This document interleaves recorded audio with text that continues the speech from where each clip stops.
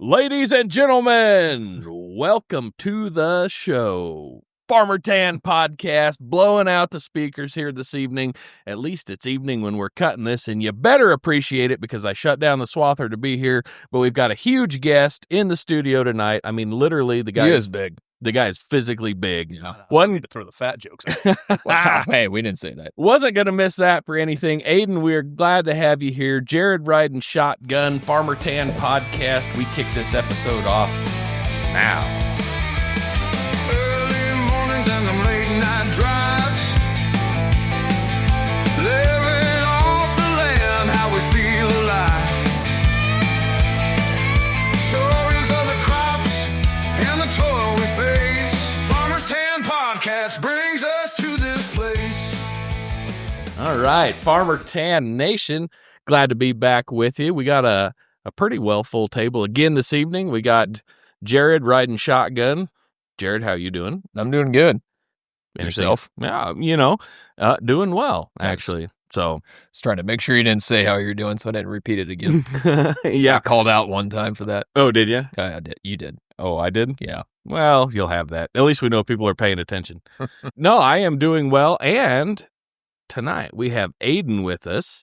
And he is a good buddy of ours. He is a pastor. He's a rancher. He's a connoisseur of music on vinyl. What else did we decide? Has a GED and got a... He drives a 12-valve Cummins. Oh, yeah. Good. We can hear about that. Well, we did hear it. Yeah. Good times. And so, yeah, we are glad to be here. Been a while since we've been in here, but hey, life got busy, and sometimes it takes a while to get everybody together. But, if we hadn't have been busy, this would be a really boring episode. So that's a fair point. We've got all sorts of stuff to talk about tonight. So I think we're going to jump right in. You want to go farm ranch update? Yeah, that sounds good. So corn-wise, we're kind of getting ready for harvest. It has been a slow maturing end here. A lot of stuff is usually... Same with us. Yeah. So, yeah, usually by this point, there's been years we've harvested some early maturity beans. We've been in wet corn. But some of the greener stuff, even on dry land, short season corn, still about a half starch line. And we've just been kind of cool and damp, and it hasn't really moved a whole lot. So it looks like harvest is going to be a little bit behind, and August got fairly dry. So some of the dry land been burning up, and I think it was just a case of lazy roots. We had such a damp June and July. We just didn't really root down, and it didn't take long when things got, well, it wouldn't even get that hot, but just kind of average temps and no rainfall for a couple weeks, and boy, some of that dry land just called it quits. It dried out in a hurry. Yeah, so that wasn't great. And now it's just kind of, you got burned up corn that's probably good enough to go, and you got green corn that's too soft to harvest, so it's really hard to figure out when it can get rolling, but probably starting on wet corn here before too long. I was to say, you are going to pick some wet corn again? Yeah, just... It works pretty good for us. We can get a better jump on. You get the harvest efficiency. Feedlot does a lot better basis than the elevator, so it's kind of a way to gain some bushels back that way. And I still say there is a ghost yield there when you pick wet corn. I mean, you can quit picking halfway through a field because you got your contract done or whatever, and when you come back to pick it as dry corn, it never yields as good. No. So picking all that up, we just started that a couple years ago. Really liked it, and so cattle-wise, cows look great. The grass hardened off, and that only packed on pounds more, and cows are still in great shape, and I can't complain. We sold the short-term pairs we got kind of over the winter into spring. We were looking for more, but the way cattle prices shot up, we just kind of stopped at 25 pair, but kind of dropped them off. We're going to go a little longer, but some of the old cows were looking pretty old, and we already lost 2 over the summer due to sickness or getting lame, and there's a couple starting to not walk so great, and thought, well, before we lose another one, let's just offload them, and that turned out pretty good. So yeah, I was going to say, I bet you didn't get hurt on that. No, it did. It worked out good. So good. Yeah, the way cattle prices kept going, never would have anticipated that back then, but it's nice when things work out that way. Yep, it has been bizarre for sure. If you're in the cattle industry or just even paying attention at all, you know that, if somebody come and said, hey, what did you guys do last time this happened? We'd all go, I don't know. This has never happened. Right. So, yeah, crazy for sure. So, I guess, and everybody, kind of the big thing is harvest looming. Not a lot of optimism on the grain side. Prices been pretty low. Everybody's had a pretty good year. I've seen the infrared maps they do across the country to measure vegetation, said it's never looked this good. This is a record setting. So kind of the whole country has been having a pretty good crop growing year. So Yeah. prices are down, but there is a silver lining. It would be that we might have the yields to kind of yield ourselves out of that slump. So Yeah, that would be good. hopefully that's the case. But yeah, that's kind of the vex of the American farm. We always yield ourselves out of high profitability, really. Yeah, and really, I am in the business of buying corn, and selling corn or reselling it, adding value to it. But so I'm okay with That's the thing, stuff is being down. kind of being a cow-calf guy and a row crop guy. Usually one's decent and the other isn't, Yeah. so you can stay pretty even keel. being backgrounder guy and Yeah. all that other fun There's- stuff. So You can always, depends how you want to look at it, you can always find something to complain about, or you can always find something to be happy about. But Yeah. So yeah, for sure. depends on the mood. Ayden. Yeah, no, we just got done last week pre-conditioning all the calves. But it's always a fun experience. We rented a new pasture that's 4 miles off in the middle of nowhere and got across a couple sections to get there, and there's no facilities to work. So but it went smoothly. I think it took us only about an hour and a half to get everything gathered in and worked. So it went really well. But Yeah, and it went really well for me because you brought 4 of my pair back, so I appreciate that. Oh, hey, nice. and that was even a different group of cows that day. We well, we managed perfect. to get two big pastures done. So Hey, that's a about good what day. We It were was a short good that day, wasn't it? Yeah, pretty close, Sweet. actually. Yeah. Sweet. But yeah, then now we're getting lots cleaned up, all the manure scooped and spread, so we can get some calves in to wean here in hopefully a couple weeks, and then sell some of the steers as well. So, but yeah, other than that, I've got also you mentioned I was a pastor too, so we got some college classes or a college class starting up. Yeah, so that's we good over there. No. Shocking, right? Yeah, I was We'll be gonna all right. Sounded like something's popping in the carburetor. Yeah, but no, it's just one of those classes. I honestly haven't looked to see what it is yet. Yeah. But as a pastor, there's all those continuing ed classes that you need to take and Yep.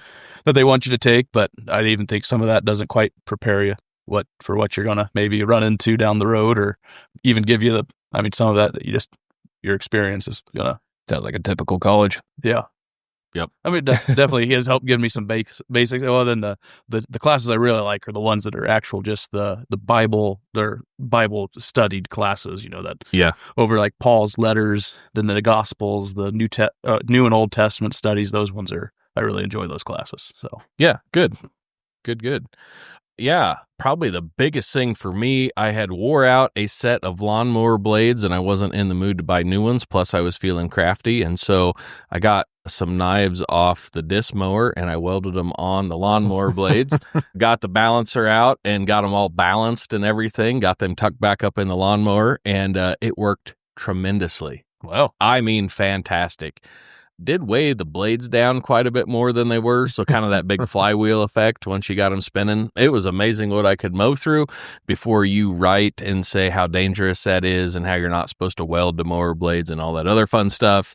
Yeah, I know. I mean, I'll say the welds. You sent me a picture of those. They were some pretty good looking welds. Yeah, I thought so. Yeah. And so, yeah, if you don't like that, don't come around my house while I'm mowing. But yeah, it worked phenomenally. Other than that, got started cutting forage beans down today. They are actually probably more like 3/4 pod fill for us this year, which is, we usually try to get them between 1/3 and 1/2. But what we have learned over time is good weather windows are better than, waiting a week to cut The them. right stage. Yeah, I mean, stage is important, but it doesn't seem like it drops quality that fast. And so what we have learned in the past, we are just better to wait a week if we need to.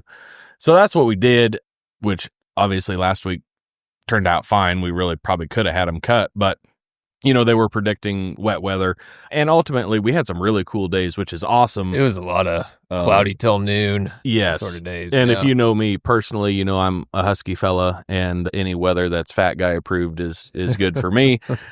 But I would rather not have that stuff sitting in a windrow just hanging out. Yeah. And so they're talking 90s here later this week. It was pretty windy today, and so we thought good time to go. Anyway, they're about as tall as average. There's going to be more grain in them than normal, so I would expect tons to probably be up to, just because of that. And I think they're good and green yet. I am kind of excited. the field underneath is drier than it has been in years past, so I'm hoping maybe we'll dry down a little quicker. We just kind of caught all that just right, so hopefully that'll go well. Jared was out last week. We did some preconditioning on our ranch too, got calves all preconditioned and ready to go, moved to different pastures, and so that is good there.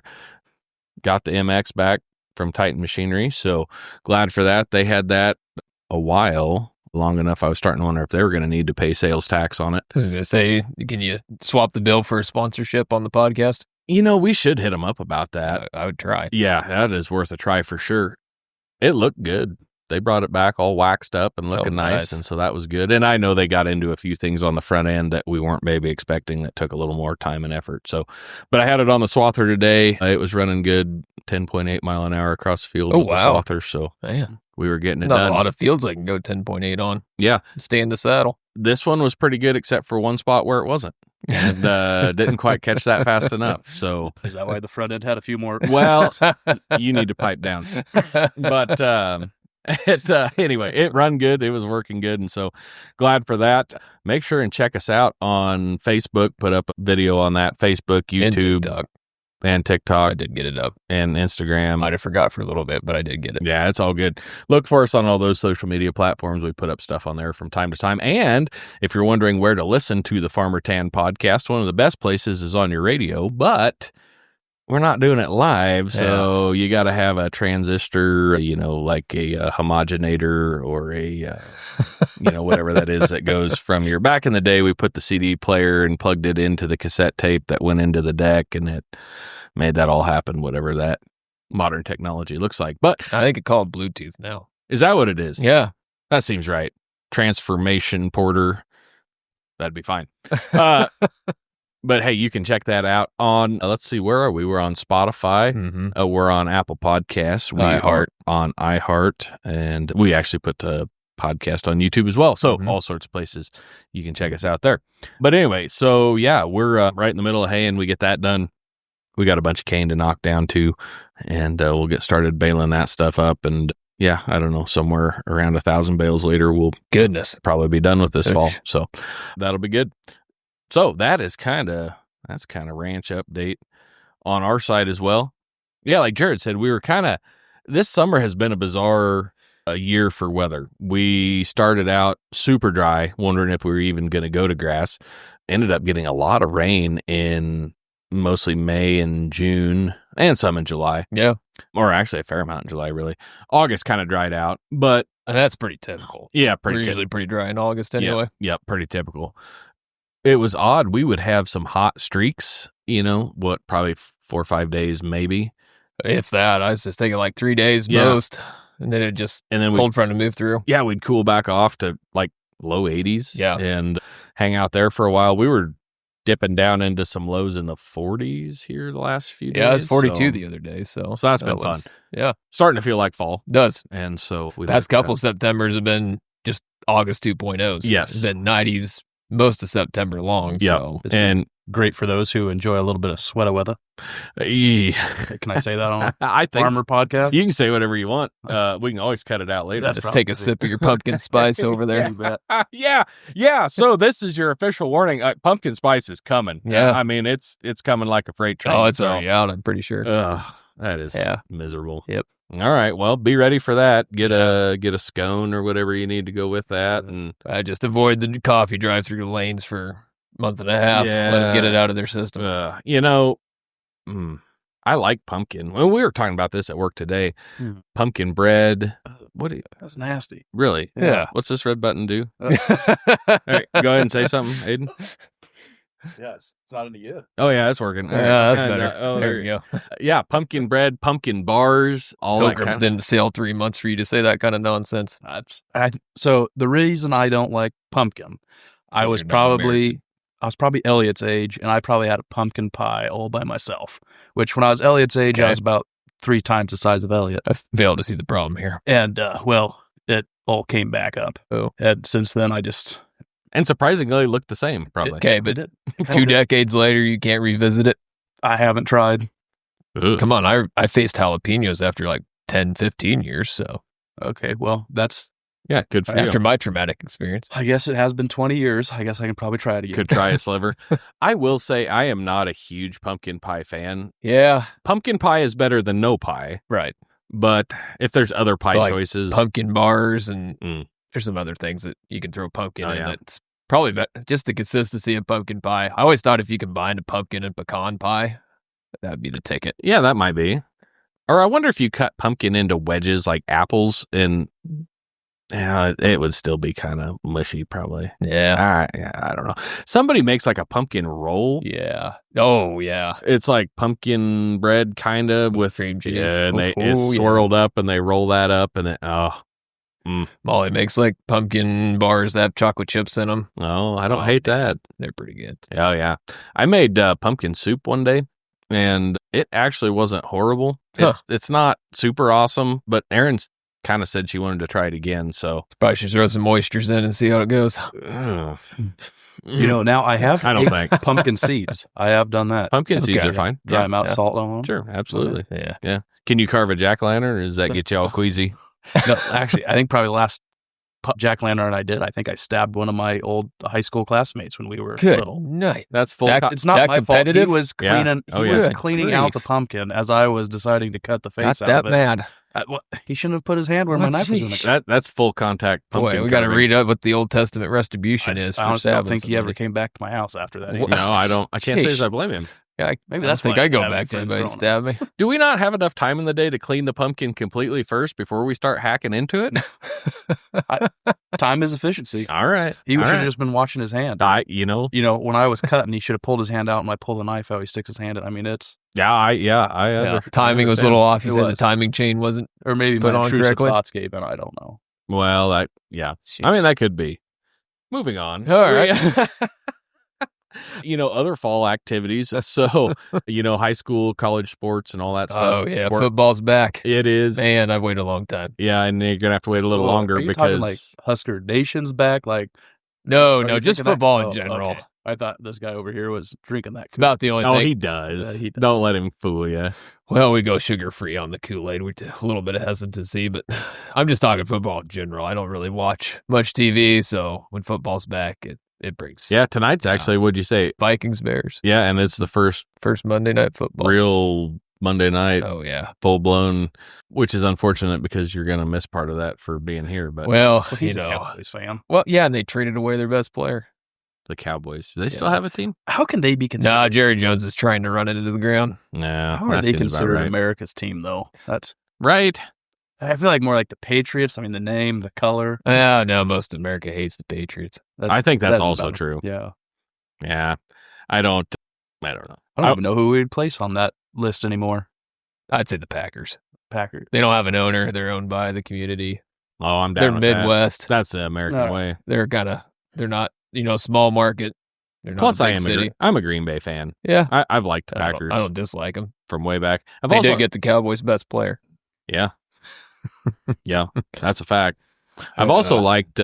Well, I don't know. I like the Chiefs, but then I get hollered at for being a bandwagoner. But that's not true. I liked them back when they were bad.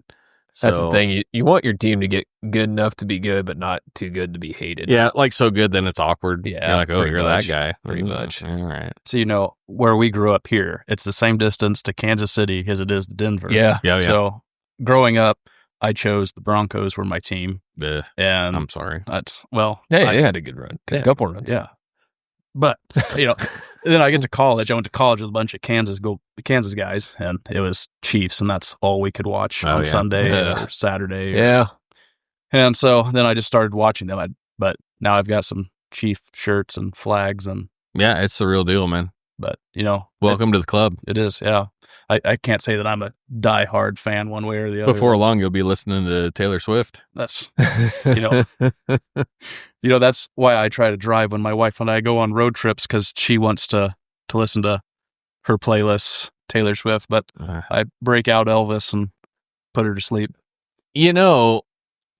That's interesting. It's cheaper than ether, but Well, I suppose that's Wasn't there's another? No, she's not. I don't know. She might listen to it because I'm on it, but Oh, she might. she might. Wait, you mean like Actually, if my in-laws were listening to this, that's not what actually happens. you mean like she normally doesn't? Well, I don't know if she does. She's too busy listening to T Swizzle, I think is what she calls her. Wasn't there? We were listening to another podcast that we listened to. They had this exact argument. Like nobody ever gets in the car and like, hey, put on some of that Elvis, like when they're going on a road trip. But apparently, Ayden does. So. Yeah, he does. That's we found the guy. If you look at my playlist right now, it goes from actually, I think the song I have just right now is it's all in Spanish. The very first song on my playlist is all Spanish. It's the Hey Baby Que Paso. That's my very first song. I'll keep going. It might jog my memory. Yeah, keep it. Not too long though. But then we drop down. Then we go to Johnny Cash. Sure. And then we go to Casting Crowns. Okay. Oh, yeah. And then we got Fleetwood Mac. As you would. Yeah. And then Ian Munsick. Oh yeah. Dropkick Murphys. Oh yeah. Dropkick Murphys. Yeah. Stevie Wonder. Oh boy. Yeah. Red Savine. Oh yeah. I don't know that. Yeah. Yeah, I mean, Randy Ohio Travis, song. Charlie Yeah, Crocker. oh, I mean, yeah. You know Charlie Crockett. This is kind of a fun game. What? Yeah, let's see what Jared. You need to. Well, I don't really have a playlist. I just have my own library. Well, that was my library. Well, that's fine. You can do that. Well, I don't know my shuffle order. Oh. Or are you just going down your I just library? wrote on my list what I No, just all right. recently downloaded. But see, here's the thing, because I like things to be in order and have order in my life, and so I have like playlists in general. So I'm gonna just pick one at random. I'll pick the country one. Actually, it says random country is even the name of it. On this segment of what you're listening to. What you're listening to. So I just hit L on my playlist, just started in a random spot. So we've got Lady Lay Down, John Conley, Landslide by the Chicks, Dixie Chicks. They omitted that. But anyway. You gotta admit that band from the playlist. Laredo, Chris Cagle, Last American Summer, Flatland Cavalry, Lay All Your Love on Me, ABBA, Lay It All on You, Randy Rogers, Lead Me Home, Jamie Johnson, then Lead Me to the Cross, Francesca Battistelli. Well, there you go. I don't know. Is there a way to go to just all your songs in general that aren't in playlists? Nah, not on that flip phone. Just kidding. All right. Got your jitterbug there? So Got his readers on. I hope he can see it. if you guys are funny. If you go to the Not Country playlist, it's all Matchbox 20 to start with. Pretty much like an entire album worth. Got your playlist, 8 songs long. And then They're on 8 tracks. yeah. Drops of Jupiter by Train. Yeah. Move Along by the All American Rejects. No Pressure by Grasshopper Takeover. Whoa. Never heard of that band. Yeah. All Star, Smash Mouth. No, I figured you'd have some Smash Mouth. Got some Sugar Ray, Yeah, that's a good band. some Eve 6, Mm-hmm. some Better Than Ezra, Collective Soul, Gin Blossoms, Spin Doctors, Counting Crows. Yeah. Some good stuff. That's so some good stuff. yeah. But like I said, I have it all split into playlists. So if you want to go to, it doesn't matter anymore. So, all right. Well, Yeah, there that you was go. fun. I don't know what the point of any of that was. I don't know either. Somehow we were talking about fall sports and football. Well, and started with T Hey Swizzle. Lady, K-Paso. oh, it was Taylor Swift Yeah. derailed this entire thing. Oh, okay. That's what happened. Yeah. And right before that happened, I was going to bring up the fact that we are participating in fall sports this year. Oh, yeah. At the junior high level, because now we got a junior higher. Tanner's running cross country this year. So we've got 2 of them races under our belts now. And yeah, he's really enjoying that and giving that a good shot. So that's been fun. I don't know how many people fall into this very specific category, but if you have ever been to a speech meet and a cross country meet, like going to cross country meets is a lot like a really physically demanding speech meet. Because you got to run over here to watch them for a little bit, and then you got to run over there to watch them for a little bit, and then you got to run over there. It's not like you can't sit in the stands like at a track meet and see everything because it's cross country, and so you have to cut around on the course if you're going to see them in different places, and so that's fun. But Owen playing some tackle football this year. Oh, yeah. So sounds like maybe they got him at the fullback location. Oh, bringing back the fullback? Yep. Sweet. Yep. That's what I played. And he just loves to hit people in the mouth, so that's That's exactly where a fullback should be. good place for him to be. And the other day he came home from practice. He was pretty jacked up. And he's like, Dad, he's like, you know that guy that you were showing me that was a really good runner back in the day? I'm like, you mean Makovica? Yeah, And man. he's like, yeah.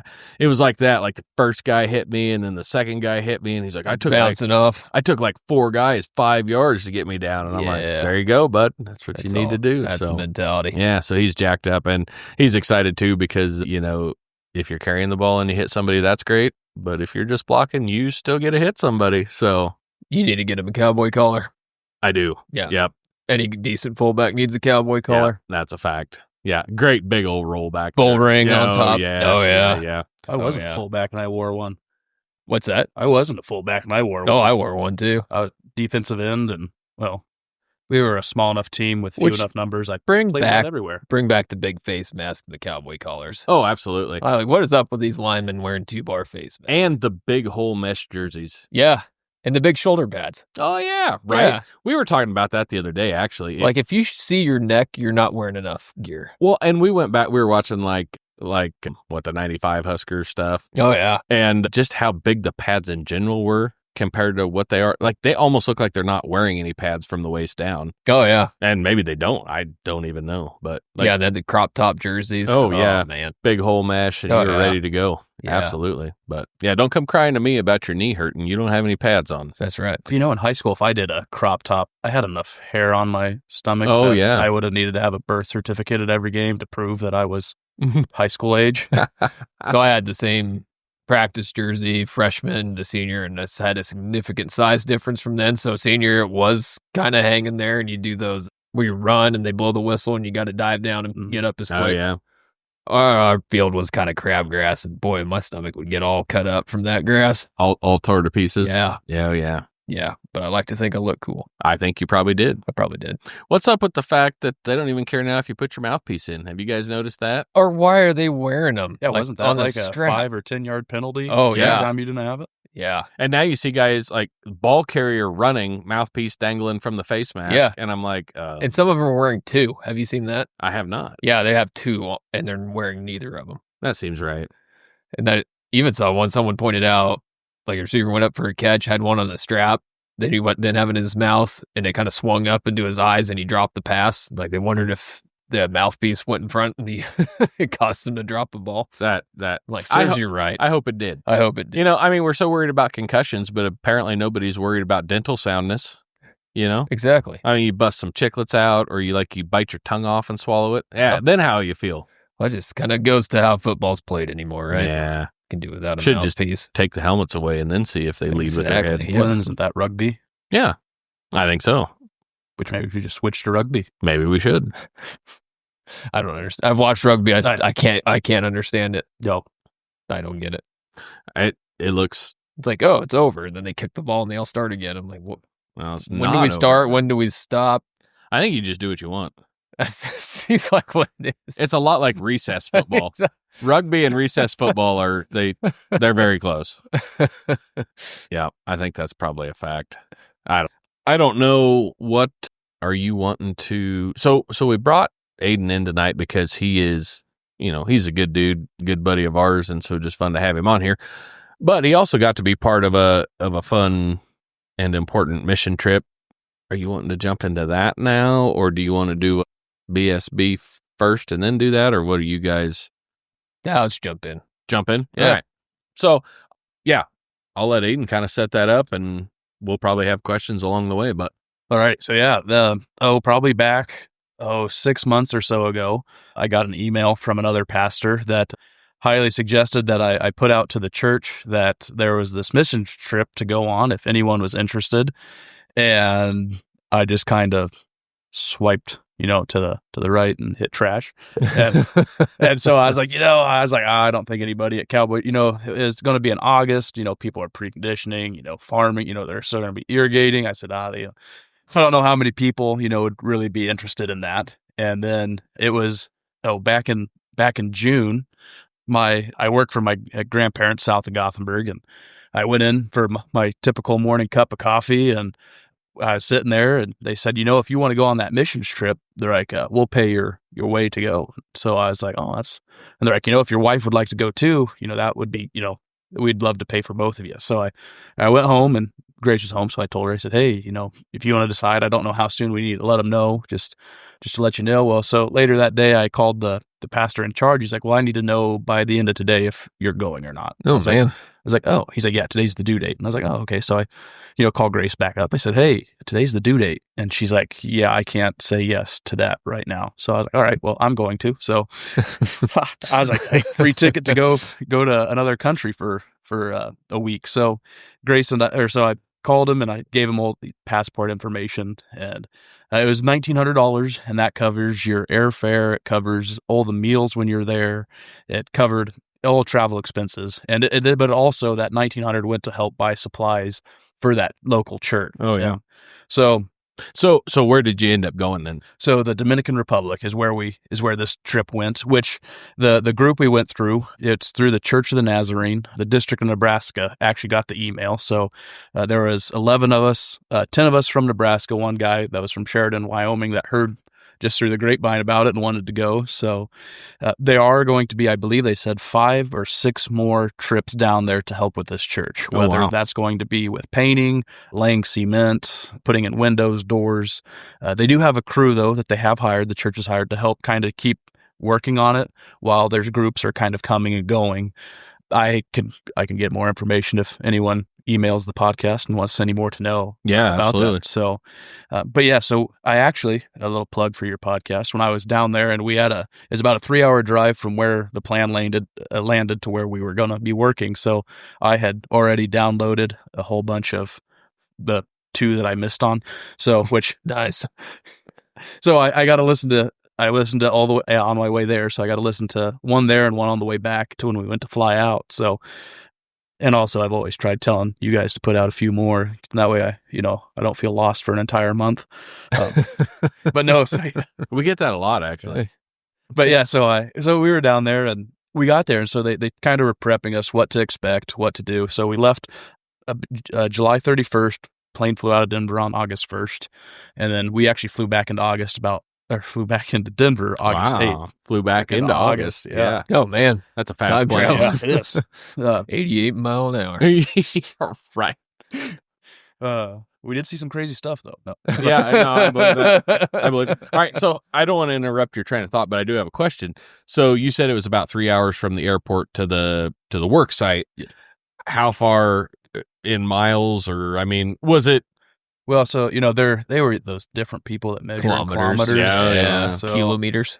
And their top speed limit when we were there, it was like 65 mile an hour. Oh yeah. So Okay. cruise Highway 30 for 3 hours and see where you get. Yeah. But, Well, and that's what I didn't know if You'll it still was, be in the Sandhills. yeah. That's where you get. Oh, there you go. So yeah, it was actually where we ended up being. It was pretty much right in the center of the island of the Dominican Republic. Okay. Right in the center is where the town was called Tio San Lorenzo. But I think they just mainly called it Santillo or Tio. There we go. Oh, okay. Or they just called it town. Or they called it town, our village. Okay, that's, We're going into town. We're going into... All right. So and that's we got there, and originally they were telling us, they're ready for a roof. You guys are going to be putting on this little pitched metal roof. That's what it's going to be. So, most of us brought some tools to help do that. And then actually our tour guide, it wasn't a tour, the interpreter who came with us, there were 2. The one, is our first morning there. We always had morning devotional time. And he said, it's important when you get here to keep your eyes open, not just for the work, but also to maybe try to make a connection with the locals as well. He said, so I know you came here, many of you came here to work, but he said it's called a work and witness trip. He said, don't forget about the witnessing part. So, that was kind of a good deal, because I think a lot of us, we're expecting just to work. And, being an ag kid, when I heard work, oh, yeah. that's what Comfort we do. zone. Yeah. And so, and I was comfortable just working. So Exactly. we got there, and we see this church was not ready for a roof at all. It actually needed a lot of dirt. So, here when we build a building, we do the footing, we make the slab, and then we build on top of the slab. Mm-hmm. Well, here they made all of their walls, and then we got to haul dirt in so then they can put the cement floor in. It's a backfilling. Yep. So we had a backfill. I think we figured we were right at about 100 yards of dirt that we hauled in about 3.5 days. with a wheelbarrow. Yep. With 2 to 3 wheelbarrows. Sounds like you should have been there a week sooner and been like, hey, don't put them walls up yet. Well, those walls, so they had started this project back in 2020 or 2019, and COVID hit, and it just stalled everything. I suppose. Prices spiked, so nobody could, it was so expensive. So they didn't end up getting to do that. But so you guys would have enjoyed I was expecting kind of a sad looking pickup box trailer that would dump the dirt. Right. But it was this straight piped Kenworth. Oh, yeah. It sounded really good. Well, nice. And it was a custom paint job on it because it was like a purple metallic. Ooh. It was, I wasn't expecting that to pull in. Right. But so, Can you drive that if you go? I don't know. You'd have to, it was a custom guy. So Oh, well, probably not. if you speak a little Spanish, he might let you ride around for a while. Yeah, I'm not interested in being a passenger princess. Yeah, because then you got to get the gate. Yeah. Yeah, bro. But so I guess try to stay on topic with it. But so this is what we did. We kind of hauled, just the wheelbarrows. Cat in it? Just had Oh, yeah, cat power. I don't know much what the cat, because Well, you're going to have to go back. Yeah, apparently he didn't keep his eyes open very well. So You weren't witnessing this truck very all that matters, all I know is it wasn't a 12 valve Cummins. That's all that I know. It wasn't as beautiful sounding as that. So, Yeah, right. Yeah. Let's try to stay on topic. So, so we got there, and the first day, we were there just a half day on the first day. And so there's a group of them that went out around town, and they just got to go. People would invite them in. They wanted them to come in, give them, whether it was a fruit drink, coffee, but they wanted them to pray over them. So there was a lot of people that did that. I just figured, I'll just run a wheelbarrow. I'm an able body. I'll keep doing it. So we did that for the rest of the day, and then we went back, and then the next day we came back, and there was a guy, his name was Jose, and I have never seen someone be able to run a shovel at a super ridiculously fast speed and not get tired for 9 hours straight. And he could he could fill your wheelbarrow up in about 2 seconds, just scooping. It was just a plain old spade. So we got to so we started meeting some of the guys on the work site. The construction crew they had there, they actually hired them from Haiti. There's a lot of people that are fleeing Haiti to be in a safer country. So most of them came from there, and then they were working along kind of in their own group, but a few of them would come help us from time to time. And so we started the second day kind of getting to visit with them, but also the first day there was 3 little boys that kind of were sitting there watching us, and Pastor Greg kind of shared at church that day that he got them kind of convinced to come over, and they saw us run the wheelbarrow, so they wanted to run them. So we let them. They first started, wanting to do the whole wheelbarrow into the building, and then they decided that was maybe a little too heavy. So then they just wanted to dump them. So we let them dump it, and then that decided that was kind of too much work for them. So then they started, just wheeling up. So we'd go dump them, and they'd wheel an empty one back out for us. Oh yeah. And then I think it was probably the second or third day, I don't know who it was, told one of the little guys to crawl inside the wheelbarrow. Well, then, so you would take a full load of dirt into the church, you dump it, and then when you turn around, there's 3 little boys waiting to hop in that wheelbarrow. So then you'd load them up, and you'd wheel them back out of the church. Get a backhaul. Yeah. And those walls in that church, they aren't very wide. So in order to maneuver a wheelbarrow through those hallways it was a task in itself. Oh yeah. So we got to do that. And then I actually, before I left, I preached at a couple different churches, and I just at the beginning, I always kind of give an update of what I do for my living, then what also ministry I'm up to. And so I just shared that, hey, we're heading to the Dominican Republic to, work on a church. And that's all I said for that. And after the church, I had a lady wave me over, and she said, hey, I want to give you a check. And I won't drop any names who it was, but she wanted to give me a check, and she's like, I want you to give it directly to the pastor. And so I thought, I was like, I can, get a hold of people that we sent the 1900 to, and she's like, no, I want you to give it directly to, she said, and I told her, I said that the group, the Church of the Nazarene we went through, they actually, all those funds we did went directly to that work site. It didn't go to a bishop or, higher up here, and then maybe disperse. It went directly to that church, which is nice. So I told her that's what happened, but she really insisted. She actually wrote the check out to me, and I was like, but I was like, oh no, so I went and cashed it. I took the cash because they said that they were actually going to be able to do the whole transition with the money, exchange it, and we wouldn't have to pay that 15% exchange fee. Oh, okay. So they were going to give us the exact amount. So I took it with me, and I asked the translator, I said, hey, is there going to be a time I could just give this money to the pastor, let him do what needs? And he said, well, actually, why don't you talk to the pastor about it? So the pastor did speak some pretty good English. And so I just shared with him the money that we had. And I said that they wanted you to use it, whether for the church, your family, they just wanted it for you. And his, response was, well, he said, I better go talk to my wife. And I was like, no, that's a valid point. Smart man. Smart. Yeah. So I was like, and so he said, give me a couple days, I'll come back. So I think it was maybe the second day at the work site, he came up to me and he said, after lunch, you and I are going to go get groceries. And I was like, oh, okay, that's going to be fine. I mean, I guess I'll get, I mean, I was, kind of still set on that. Well, who's going to be working if I'm not here? Yeah, So, right. Which, Right. Yeah. I had to get humbled. Work still got done even though I wasn't there. Really? But, yeah. Whoa. That's bizarre. I don't think that's real. Yeah. No, That doesn't happen. it doesn't happen. No. So I went with him. Especially when you're self-employed. Right. I know.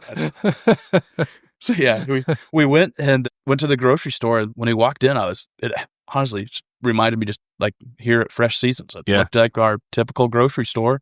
And so we went in there, we grabbed 4 shopping carts. We were then stopped by security because nobody in that area grabs, 2 shopping carts apiece.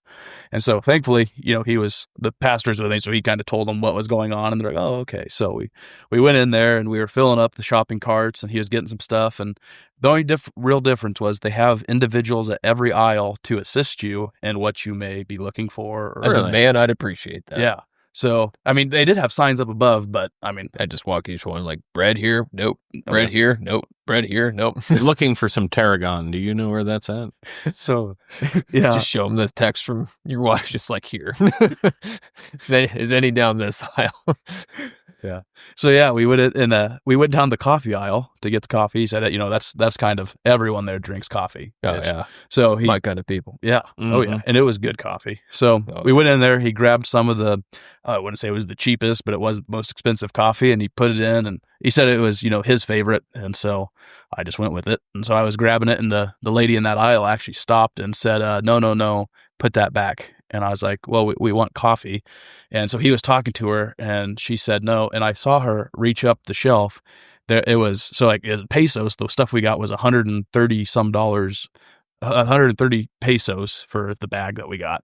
And she reached up and grabbed the 480 pesos man. bag. Oh, yeah. And she said, please help our store. And so I was like, we've got plenty of, pesos to go around. So might as well. We've got plenty of pesos. So yeah, we got all the groceries and went and checked out. And I was kind of watching the screen as I was going. And the grand total was a little over like 22,000 pesos. Nice. And so I was like, boy, that's the first time. I kept the receipt because I was like, that's the only receipt I had for 22,000. No one has to know that it was pesos. That came out to be like $360 US. Okay. So that 4 shopping carts full, and we got them all loaded, and we got back and we unloaded it at the house just because he's like, he wanted to go back to the work site for a little bit, and because we were going to maybe deliver them, but it took long enough to get all the groceries that he's like, we'll wait till tomorrow.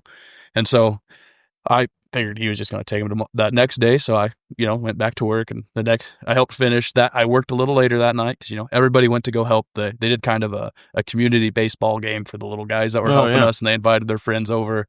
And I stayed with Jose, and him and I ran wheelbarrows for the next 2 hours.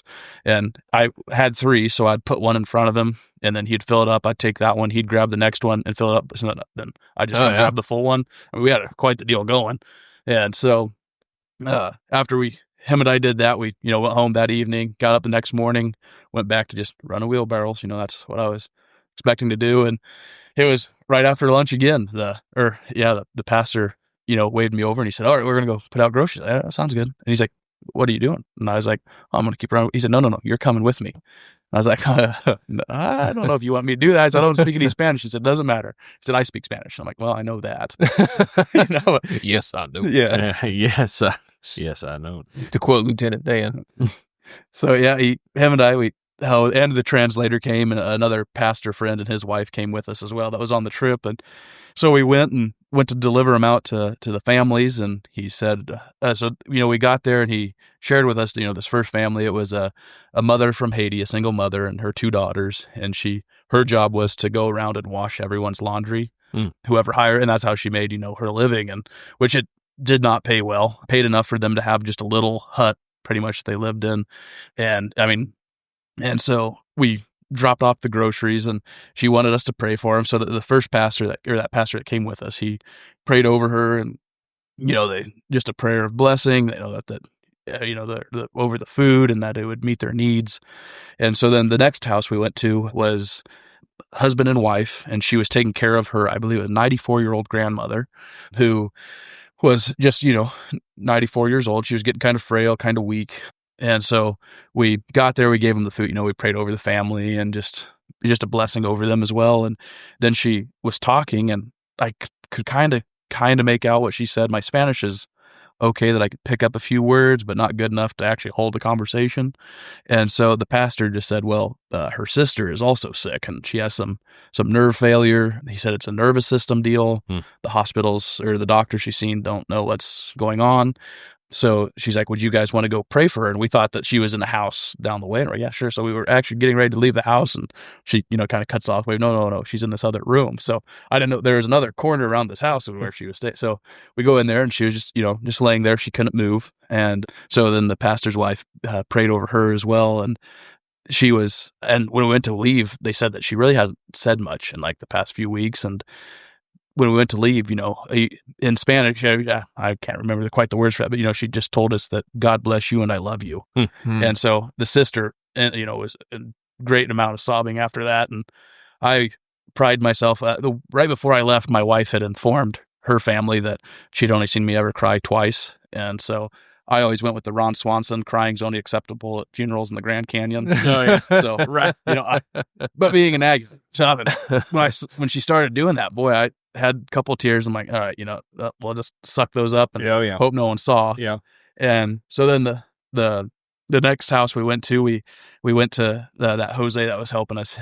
After we got there, he kind of shared him and his brother worked on in a banana and plantain farm, and which a kind of fun deal. I didn't realize that Frito was in the business of bananas and plantains. Oh, really? But down there, they said they have a couple fields down there, and they also have some rice fields, and Frito owns some ground down. But I don't know if that's who these guys specifically worked for, but they said a tropical storm came through, wiped out their whole crop, and the two of them helped, support both their parents and their wife's parent. They just kind of all lived in this kind of which most of the homes there were gated and fenced off, just because the crime rate isn't so much violent crime, it's just stealing. Yeah. So all right. So I'm going to jump in for a second because I'm curious about this.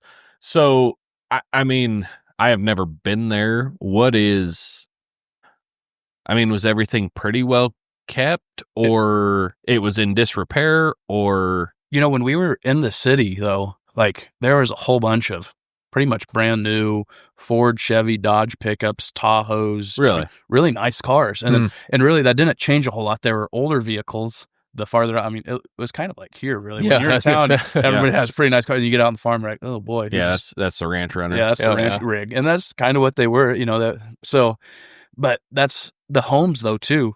Really, everybody had pretty much the same style home. There were some fancier than others, but really it was all pretty much the same level of.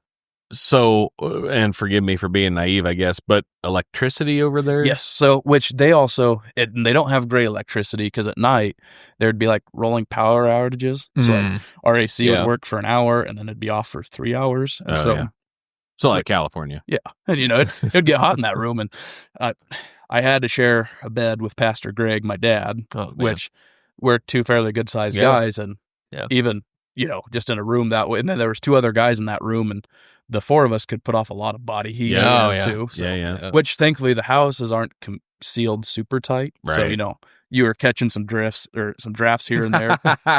Wait, what? I need another cup of coffee.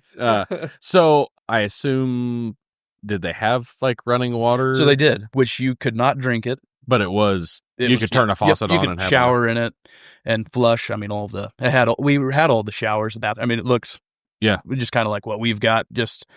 But like the water, like I said, all the water across the country, there's not any that's safe for anyone to drink. So there was a lot of like big water bottle stations. You could go get those big, 5-gallon jugs of water. And so we'd have a lot of those. Ice. That was, I think, a pretty good business. If you sold ice and, drinking water, you could make a pretty good living down there. You were doing all right. So, which most of them also had, you go get, but then like the selection of like drinks too, they had all sorts of, they had your regular Pepsi, Coke products.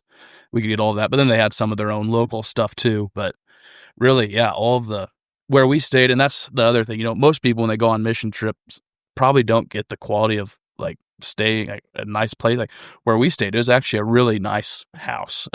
Most people are on cots or sleeping bags on a cement floor, or if they do have a bed, it's like, what you used to stay at Bible camp, and they weren't the most comfiest cot or bunk beds that you stayed in. So, we had those. And so, it was a really nice place we stayed. And even our translators said, they're like, we actually have never stayed at a place this nice. And the place we stayed at actually had a pool. Most people, so it was a really nice, but it was really close to the work site. And they said the way it worked out, that being only a mile away from the work site, because they said originally we were going to have to almost bus in and out an hour. I was going to be the closest place to stay. So where we stayed, and they said, so like, don't make this your permanent idea of what a mission trip would be like for staying. Yeah. But they do. The group we went with, they always make sure that, they try to help you get as much sleep as possible and as much food as possible. That way they said the last thing we need you is getting run down in a foreign country. Right. So, and they actually hired a lady from a local church there to be our cook all week long. And it was, there's a lot of rice, beans that we ate, but we had beef, we had chicken, we had pork. We had it all, and it was all really good. So yeah, the cooking was, I'm surprised that's the reason I didn't lose 15 pounds. I maintained while I was there, Yeah. So, they fed us well, and we, but so like steaks, or like what? So if they did the steak, they'd cut it up into maybe smaller chunks. Yeah. So, it could maybe stretch a little farther on some rice and beans. Yeah. So, but it was always good. I don't know what seasoning they used.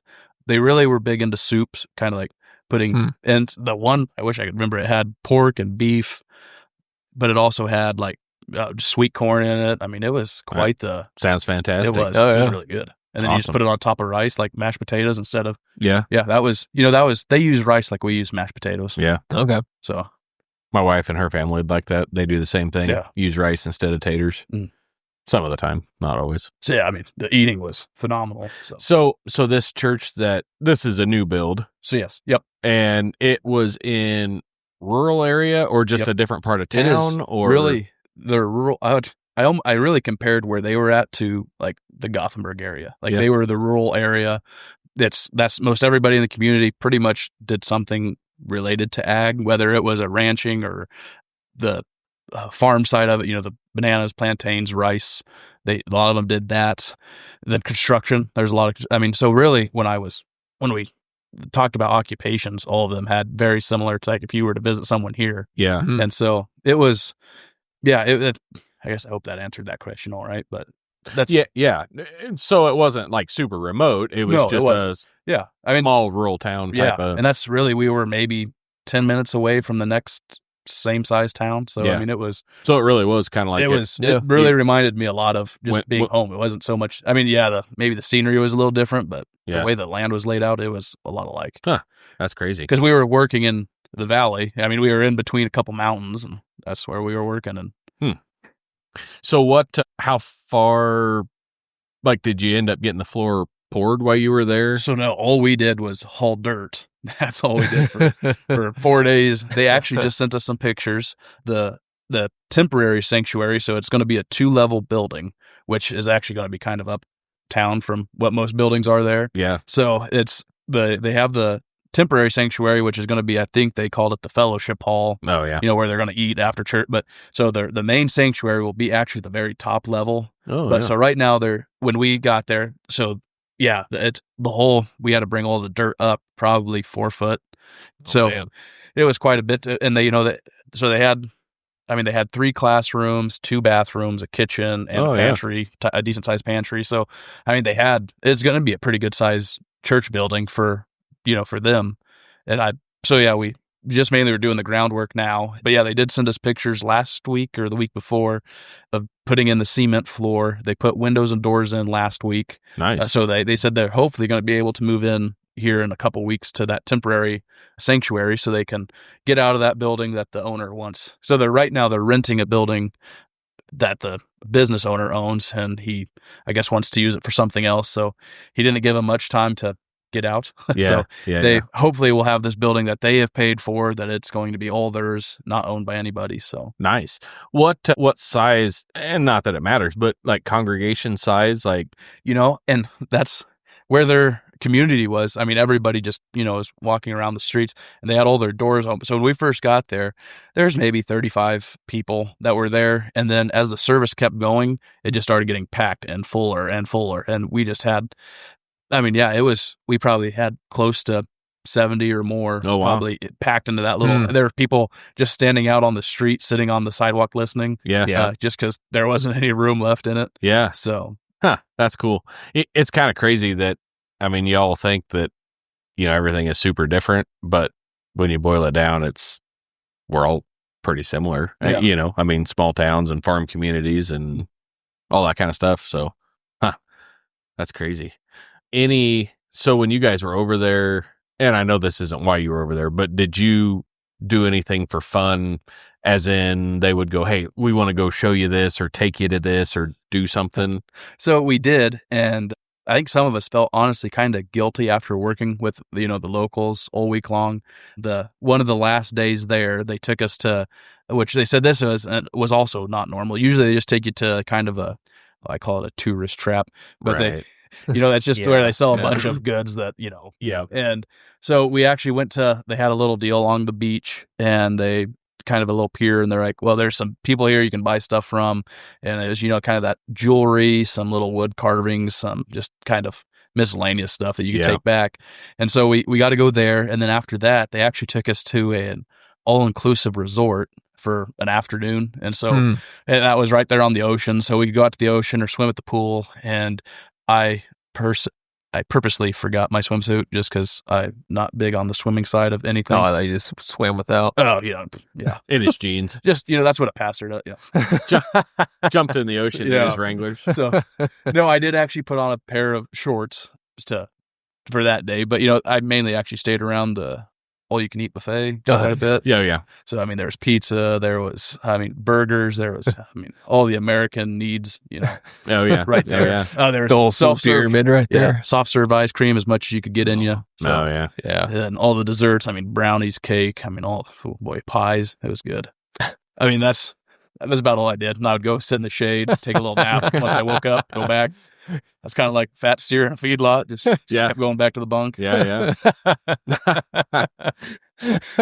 Yeah. That's awesome. Go down, take a nap, stretch out, go back to the bunk. Yeah. Yeah.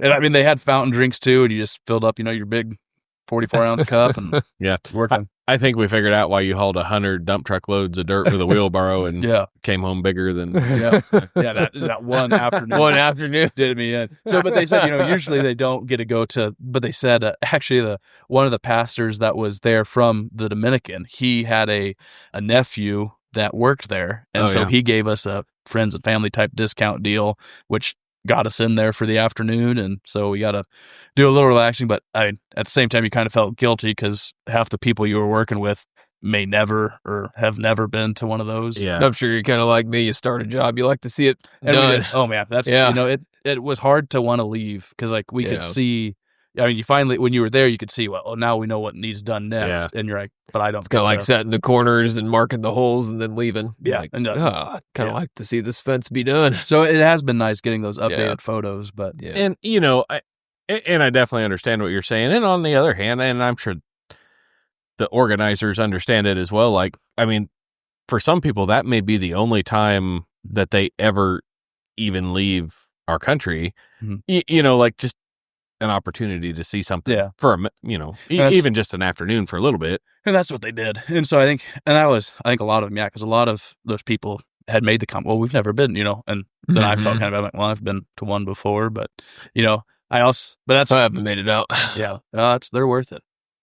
I mean, I still don't think Jared could get fat at one of those, even if he was there for a week. Yeah, I don't think so either. So I remember it wasn't too long after you and Molly were married. Molly made a comment that she had tried making all sorts of sweets and desserts, and She's still trying. And she said that's her aggravates her that she can't make him fat. Yeah. I wish I had that problem. And you know what? I don't. So Molly makes these dinner rolls, like these homemade ones. Yeah. And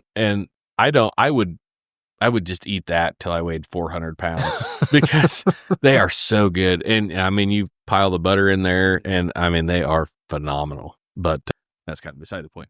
So, well, I guess, yeah. What we were talking about? I think we were talking about that. The families that I got to go take the groceries out to. So, yeah, that. Then the last family, that one, I thought I had the tears pretty that well broke sucked the dam. back in. Yeah, I was like, I had them sucked in pretty good. Yeah. There was this little girl who, when she was born, she was in a coma for 9 months, which it messed up her ability to walk, to kind of have the normal kid life. I mean, it messed up her learning abilities as well. And so when we went there, we actually helped hold a VBS on Sunday afternoon. So her mom wheeled her over. She's in a wheelchair. Her mom brought her over, and so she got to be a part of it and got to make the little artwork they did, got to be part of the message. That trip, I learned how to make balloon animals. Oh, yeah. Also learned how to like make a little crown, so the crown of salvation. Oh yeah, there you go. Then we learned how to make swords, which I realized I think I incited violence in children because there was a lot of boys that came back. I made dogs, so I thought, there's one sword I made, and then I had to turn probably 25 dogs into swords. Oh, sure, yeah. But I get that was kind of a fun thing to learn how to do. And so that's something you can bring back home and use it. VBS here even. Yeah. Beat your swords into plowshares or, refab your dog balloon animal into a sword. It's very similar. So that little girl was there, and boy, just smiling the whole time and just enjoying getting to be there with others. And so we went to their house, and where they live is just directly across from where the new church is being built. Oh, yeah. And I kind of picked up on that one of the days we were working. I saw her over there, and so we went over there, and I, was carrying the groceries in, and before I could set them down, her mom, a single mom, just came up, gave me a big old bear hug and was just, sobbing. And so I was like, all right, you suck those last tears down. You keep them in. You got this, big guy. Got it. Yeah. I was like, yeah, I cannot do that. And so I set them down, and then, boy, she just was just telling us how thankful she was for us. And she really hoped, that God would bless us. And I was kind of like, well, that's not the point. We're here. We're here to bless you. Yeah. And she just, really persisted. She wanted to pray a blessing over us. And I remember for whatever reason, she singled me out to pray. And I was like, well, and they didn't translate. They just wanted to, they were perfectly fine with it being in English. And I went to start, and there was no words that came out. Then the tears just started flowing. So then thankfully the pastor was there with me. He's like, I got you, Ayden. So he prayed over her. And then when we went to leave, she gave me a hug first. Boy, she was sobbing again. And my shirt was already wet from me, slobbering everywhere. Yeah. So then, she then gave everybody else a hug, and we went to leave, and boy, we made eye contact just about I went to leave again. And boy, she started crying. Well, then I started crying, and we were both ugly crying. And then she asked me if I would pray. And so then I got to do that. And that's all before. Then when I went to leave, that little girl wanted to give us all hugs too. Oh, yeah. And then so of course, since we're right across from the work site, everybody, then they're like, all right, well, let's head back to the work site. I'm like, I'm going to need a minute or two. Yeah. But then everybody started walking to head to work. I'm like, I've got to go to work. And so I get there, and Pastor Greg and Pastor Dustin come walking up, and as soon as they see me, they could tell that I had been sobbing like a little kid. And they're like, how'd it go? And and they're like, oh, that well, huh? And I'm like, yeah. I was like, thanks a lot, guys. So, but yeah, that little girl, she later her mom shared too that she would ask her every day to set her out on their front porch because she wanted to watch her church get built. Oh yeah. And so she was, and she was, and that the sad thing too was, I told Dad, I said, she has a mom that loves her, but I said, you almost want to take her back with you because, here those kids could still get some form of an education. I was just going to say, I want to rewind you for a little bit. You went back to her enjoying being around all the kids at Vacation Bible School, I remember you telling at church, they don't really have special education down there. No. So if you're a disabled kid, you're not allowed to go to school, essentially. Yeah. So she doesn't get any social interaction with other kids her age because of her disability. Which thankfully, that community's small enough that everybody kind of knew everybody, like here. So, most of those kids would still go, and there were girls that come over, they'd play dolls with her. Yeah. Oh, And so when we were over there that day, there was 4 or 5 girls from the community that were over playing dolls. And That's good. so, she still gets some of that, but, the not being able, but then like the medical stuff too, they don't have necessarily all the, like what we do. I mean, they don't have necessarily all the common necessities that, amenities, there it is, that, that we could get. And so, sometimes you felt kind of bad, but then, there was a kid there that actually, that was helping. It was a little boy, and I don't know where the shirt came from, but he had a shirt that said Super Ayden, and it was actually the proper spelling for Ayden, Ayden. Ayden. Yeah, whatever you say. For the longest time growing up, I thought I was related to them because I was an Ayden. Oh, yeah. Ayden's First Yeah. name. Yeah. That makes sense. It did, yeah. Yeah. But, But- yeah. So that little guy, that was kind of funny. We always we'd go back to where we were staying for lunch, and then we'd come back. Well, we left that day, and I have a little picture of, which I'm sure all of you at home can see the picture if I bring it up. Yeah, hold it up. Yeah. Hold it up high. Oh, yeah. Look Turn at up that. the brightness. So that little, Oh, that looks good. so that little guy, when we came back, we never knew where they went for lunch or what they did or if they even got to eat that day. Yeah, right. So that little guy, we came back, he was actually curled up in one of the wheelbarrows that I had been rowing all day. So he was, that was interesting. Those kids, boy, they would, as soon as they'd hear it, they'd come on the run back. And, Oh, yeah. which usually afternoon, there would be a guy on a little Rocket Huffy bicycle that would show up with a igloo cooler on the back full of like those little dilly bars. From, Oh, yeah. And so everybody would come in. And so, he would sell, which he had cheaper ones in the front that we didn't know about. He was selling us the more expensive Well, ones. Premium one. As you would. Which every day, which he would come back, and I mean, he'd empty that cooler every day. So I think he was pretty happy with that. Yeah, he knew what was going on. Yeah. Those little boys absolutely loved it. You had plenty of pesos. Yeah. Oh, yeah. Had plenty. Actually, if you want to feel wealthy, just multiply whatever your annual income is by 60, and that's how many pesos you'll have. Oh, really? Yeah. Yeah, it's still depressing. Oh, I mean, you might be a multimillionaire. Or multi-peso. Yeah. Peso. Pesonaire. Pesonaire. I feel like millions is just a number. It's not necessarily the dollar. Yeah, no. It's just the It number. makes sense to us. That's all we're after. It'd be like That's a million pesos, so Yeah. you'd still be a millionaire. Yeah. A million peso air. Yeah. I'll call it $1 million air. Right. Yeah, we do. Yeah, We do. Exactly. Because we're here. Like, we know what Yeah, it we're is. $1 billion in here. Yeah. Right. You got to explain. We're educated. Well, there, if you're going to go somewhere and you're throwing around pesos pound like in you air. got, you're throwing around pesos like you got plenty of them.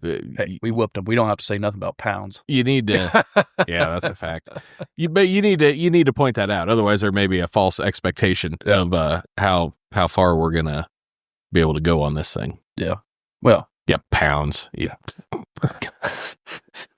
Threw that in the lake with the rest of the teeth. It's true. Oh no, we got to be nice. We might have listeners over there.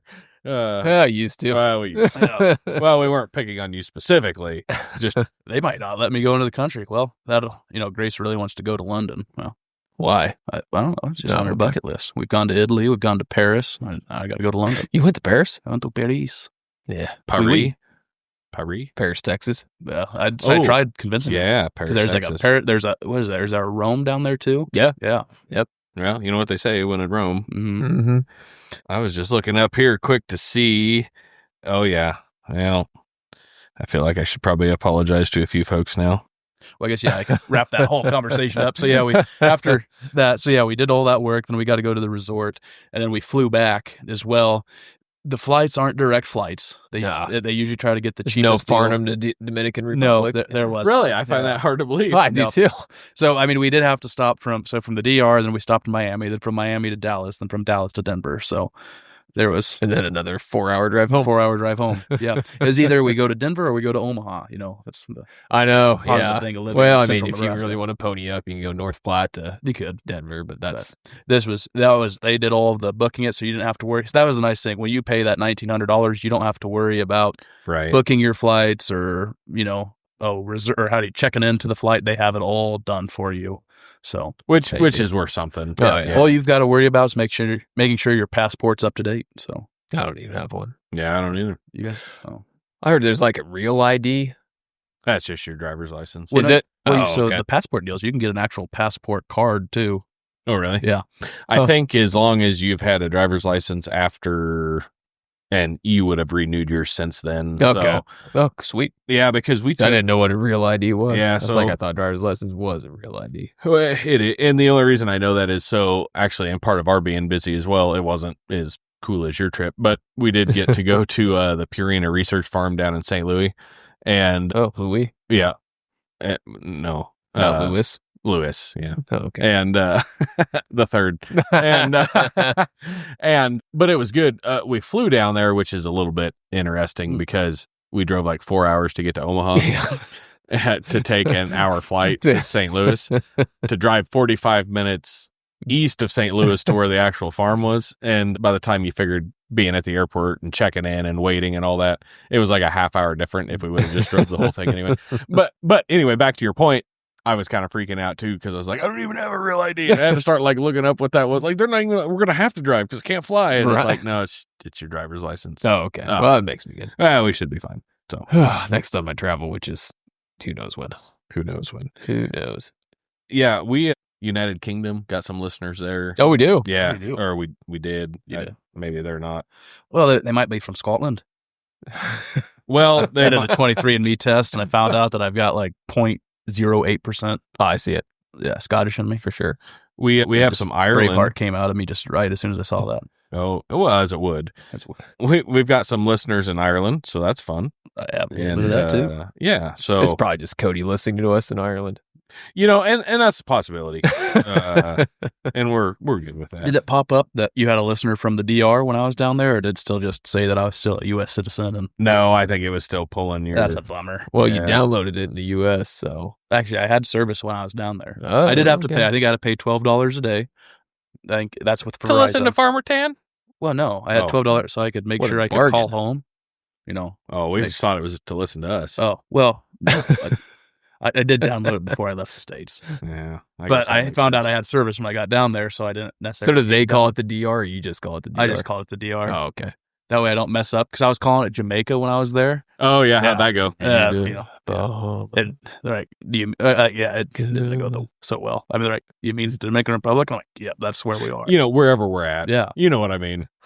I failed. Hey, we're the same people that call North Kansas Canada. That's so. true. Yeah, right. And we get offended when somebody But, you know. calls Ohio the Midwest. Yeah. So I understand. World travelers like myself. I mean, I just call it, not, Not, not all of us. I'm just can- picturing you like all these places. How much you must stick out. yeah.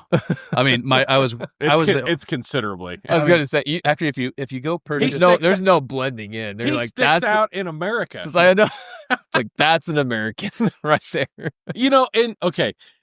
In people's minds, like he is what they picture Americans. Yeah, Right? Like, well, better behaved, but yeah. Yeah, right. But you throw that resist all hat on, and everybody's like, I "Yep, mean, that's." if you want to see how bad I stick out, go to actually. Now Gothenburg Leader is going to get a little plug here. Nice. They did an interview me before you guys asked, so Really? But so there's an article in there. If you go look at that We picture, wanted you to get some experience before you came on Yep. here. they actually have a picture of like the people out the church and all of us there all taking and I stick out in the back row pretty easy. I suppose. Yeah. Yeah. I'd assume you're back row. Yep. I saw the picture of the Bible school, and Yeah. yeah. Well, Oh, actually, and, yeah. I did have there is a picture circulating of me sitting in with Vacation Bible School, sitting in the middle of all the little kids. Oh and yeah, sure. I look like Billy Madison. Right.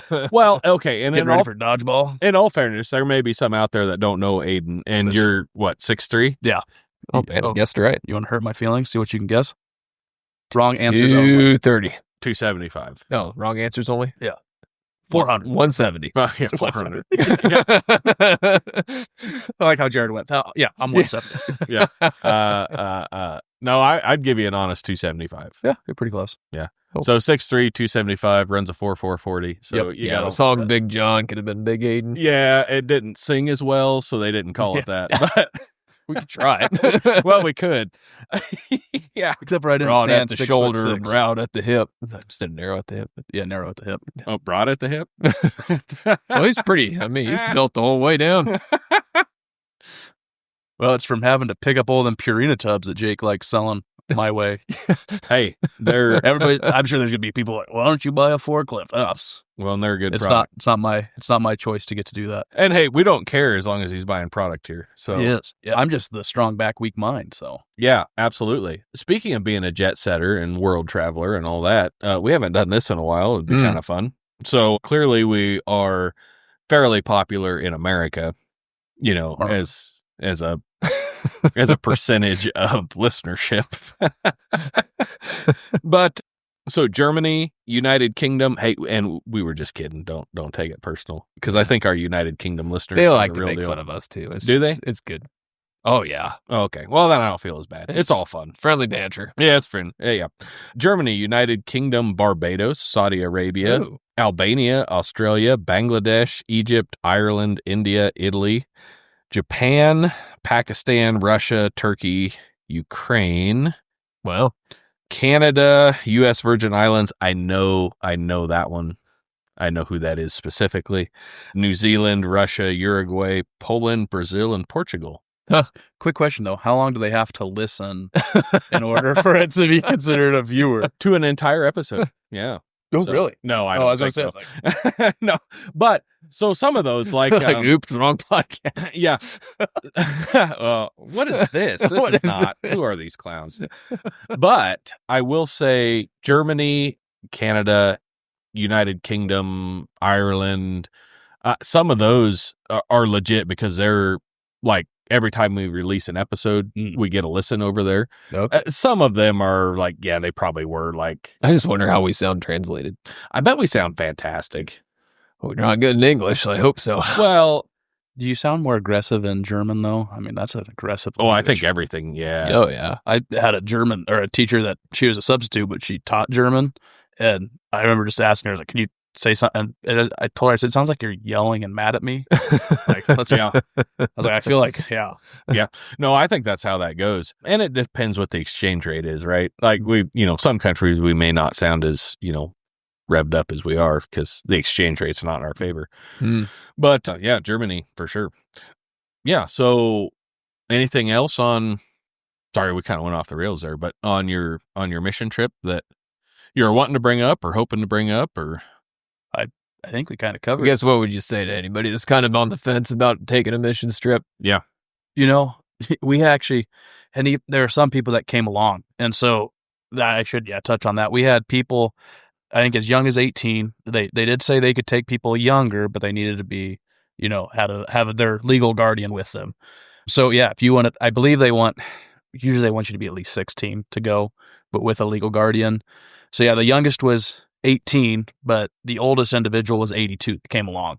So, and, some of them were worried, like, well, they didn't feel necessarily like they were physically capable to do that work, but there is still the witnessing part. I mean, you don't have to be Right. physically strong to get to go around the community and just praying over people or taking them whatever goods they need or just visiting with them.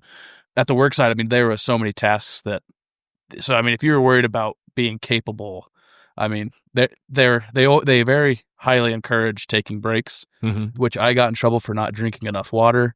So the translators did have to sit there and watch me fill up cups of water to make sure I was drinking water, because I pride myself in not drinking any water throughout the day. Water tastes terrible. Yeah, it does. It's better as tea or something else. Exactly. Yeah. So but when it comes time, we can't. I do not approve Conspiracy that message. theorist Ayden, or drinking water isn't going to be able to be drinkable in a few years, which I'm not a conspiracy theorist. But since I don't drink any water, everybody's going to get dehydrated, but I'll be a primed running machine. Well, that's right. I suppose, yeah. Yeah. Just be drinking Ruby Red Used Diesel. to it. There you go. Or you'll be an Ayden raisin. That's true. I would. But so, yeah, I guess, yeah. But, if you're on the fence, like you're scared to travel, really, though, I mean, I'm not, I guess I won't throw out that statistic. That's about the plane and car driving to the airport. And, But to quote my grandfather, and he traveled by plane a lot for a co-op board he was on, and he's like, the only reason plane crashes even make the news is it kills a whole bunch of people at once. Mm-hmm. Well, right. Like, thank you for making me feel better. And really, though. But no, you're right. We were on I've flown United, I've flown Delta, I've flown Southwest. They had us on American Airlines when we went there. I mean, and they were the ones that the week before we flew out had like 2 planes catch fire, which I jokingly, every time we landed, I was like, oh, one more chance to get early retirement. Never happened. But I mean, we've all been in vehicles that have caught fire. Yeah. And I mean, at some point. It's hard to drive to the Dominican. You got to get a head of steam up when you leave Florida. You do. Got to skip across the water. Yeah. But, I think, really the blessing you get when you go over there, I wasn't expecting that, I wasn't expecting to, cry my eyes out a couple times while I was there, but I mean, just the feeling you get actually getting to do something nice for somebody else. Mm-hmm. Yeah. I mean, they were more than capable to do it, but getting to just be able to help them out. Do it with them. Yeah. That was, I think, if you're hesitant or scared about, the reward of getting that is way better than any fear of flying or travel or not being, and I was always worried about, the language barrier stuff, but with my phone, the pastor and I had many conversations over Google Translate. Yeah. You could do the talk to text. He would speak and translate it right to English. So I'd listen to it, then I'd translate it. And actually him and I had a lot of conversations with that when we couldn't quite understand what we were trying to come across. But well, and I would say even if you're a little bit up in the air, there's all sorts of mission opportunities like here. Oh, yeah. And so do 1 or 2 of those and see what you think. And then that's what I kind of shared there with Elisa Mullen when she did our interview for the Gothenburg Leader. I said, you don't have to, there's mission trips all over here. And I said, even local churches, there's, and your mission trip, you don't have to build a church. I said, simple things like mowing their yard or painting. I said, the churches are always looking to have something painted or flooring done. But then also witnessing with it too. There's, I don't know how many banners I saw this summer going up and down, Gothenburg and VBS. And, they may, if it's your first time, they may have you just watch the water cooler level, making sure that's full for the little ones. But, at time you might get to make a connection with a little one even doing that. So. Yeah. So I'll ask you this, and you brought up how important it is, but why, in your opinion, the witnessing part of it, why is that as important as the actual work you're doing, the physical work? So I like the pastor really says, making those connections will help get the people who aren't attending their church to maybe get a little more interested about that church. So, and that's, even here too, when even like churches now, they're talking about getting out in our community. There's some churches that are kind of glued to the few people that are in their 4 walls. Mm-hmm. And I've been doing a lot of, in some of my classes on, the dying church percentage in the United States. And I think I looked up a total. They said since 2020, I think they said it's almost right at 61% of the churches, Protestant churches in the United States, whatever denomination, are in decline. Yeah. So, they're like, well, which they said COVID really messed up a lot of that because there's still people who are kind of, they felt comfortable not having to talk to people. Right. So that's the witnessing part is tough for a lot of people. It's the having a conversation one-on-one, in my opinion, is a lot easier than getting up and standing behind a pulpit even. Yeah. Mm-hmm. So, and that's knowing when to, some of us are maybe hesitant, would they really want to hear it? Would they accept it? Yeah. What would, and, we start then getting all that fear. And I think that's a lot of what has contributed to that 61% is the fear of, what will they do? What will they say? And I'm going to throw this out there too, because I think it bears bringing up, but so 2025, we have more technology, we have more, everything at our disposal than at any other point in history. So I'm sure there are some, but there are probably very few people, at least in developed countries, that don't understand God, that don't at least have some concept of what he is and who Jesus is, right? Now, whether they choose to believe that or how deep that understanding goes, is certainly debatable. But what is interesting, I think, to me is, as you were talking about the decline part of that, well, the general population is not declining. Like, we keep adding to the population. So really just churches should be increasing because of that, but they're not. So they're declining and we're adding more population. So that actually accelerates the rate at which that is declining, I think. Once it becomes generational, then who are talking to those people, right? Because if you get to the point where your grandparents also maybe weren't strong believers, weren't, involved in a church or whatever it is, who is talking to you about this now? Which is why I think the witnessing part is important, because while somebody, I have a basic understanding maybe of who Jesus is, but that's as far as it goes, and that ain't going to get you there. So, and that's, some of those it was kind of like an international conference of different churches, and they actually said, U.S. at one time was the biggest exporter of missionaries, and now we're almost becoming one of the biggest importers of missionaries. Isn't that interesting? Yeah, of people, just because I think there was a decline, you see just in the generations of the parents that were, their parents took them to church, so they took all their kids to church because every single Sunday because they need to. Well, then their kids are like, why? And so then maybe they only come every other Sunday, and then their kids come for Christmas and Easter, and then their kids don't come at all. I mean, that's kind of probably America's problem is church is we treat it like a consumer product. We go to consume church. Yeah. And then if that's how you are, that's why the generations go. Yeah. You're just like, well, I don't need to consume that. Yeah. When the church is really supposed to be a living body and an outward focused ministry, I think we really need to get back to that being, like you said, that's just a missionary mindset. Yeah. Take what the church body is and go out and reach other people instead of being a consumer. Be someone that adds to it. Be a producer. And I'm going to be honest with you. I think there are definitely different stages of life that you find yourself in, and there has definitely been times when I've been in more of a consumer mindset than a participant, active participant, or whatever. And I think some of that is a little bit natural. Just need to be careful that you don't become comfortable there and stay there too long or whatever. But I think there is a time and a place where you're in a position where you're needing that to be poured into you more so than you are able to pour into others at different times or whatever it is. But one thing I do want to bring up, and we've talked about this at Bible study quite a bit, but don't be scared or nervous or think that your story may not reach somebody because it's whatever you think, right? Like your ability, whether you have always been a firm believer or whether you're a new believer or whatever you've been through or not been through to get you to where you're at, like that is going to touch somebody. Now, it may not touch everybody, and that's fine. Like you don't have to, but you don't know who it might touch. And that's how oh man, it's going to sound bad for the pastor. I can't remember the exact verse, but it just kind of talks about, there's a lot of people that are fearful. Like, I don't know what I would even begin to say.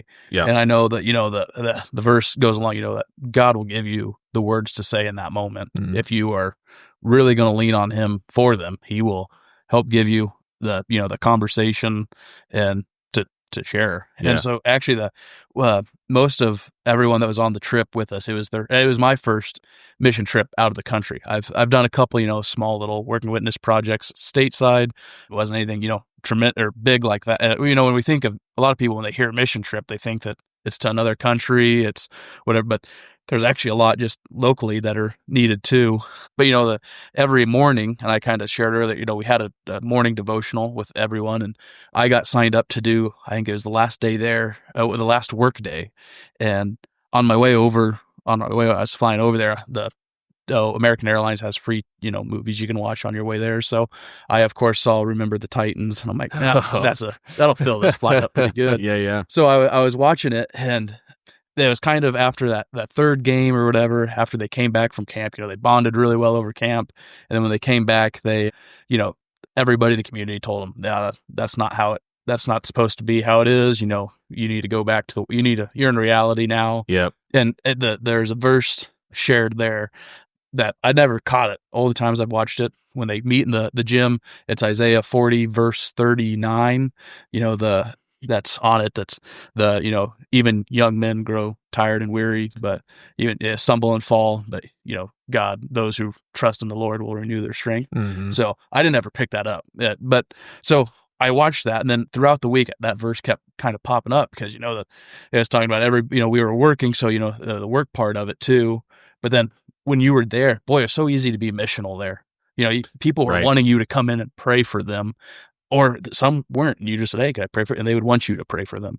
And we get back here, and so that was my challenge there. I was like, keep the missional mindset you have there in the Dominican Republic, and bring it home with you. Bring it back. Right. Because when you get here, people are going to tell you, "Oh, that's weird. Why would you offer to pray for somebody here?" That's Yeah. because I think a lot of people's fear to do something is fear to be either rejected or failure. Mhm. Yeah. So when you're fearing those two things, which you simply asking to pray for them, they may still reject you. But I've a pastor, a friend of mine, who he kind of goes around and shares conferences. He said, I had a pastor ask if I could, or if he could pray for me. And I told him off and told him how he ruined my day this was before he was a believer. And he said, but then something set with me, this prayer topic and, the God, and I was mad at him. And he said, by the time I got home, he said, I was sobbing, and it's kind of his testimony. But he just said it was so that person. He said I never met him again, and he said I wonder if they thought, well, he's not going to be in heaven after that comment. But that's so my challenge, because I was like, it's so easy there because I really think the people there were just so much more welcoming and willing to that when some of them were that poor, prayer's all they had. Yeah. And here, some of us will. But I think our country may have a fair bit of pride to it. No, Maybe just a little. I mean, maybe. But so, I wonder if some of that too, but I just thought of that, that movie, how it went, we're back in reality now. How many of us are still wanting to be missional, to go out and just see if somebody would let us pray over them, or being willing to share. And, some people think, well, you've got to bring the gospel right away. And it may just be simply making a connection first. Yeah. And then simply just being a friend before you. Yeah, for sure. Because there are some people, I think, if you walk up to them and say, there are some that get turned off pretty quick when you tell them, well, where you're going to go when you die.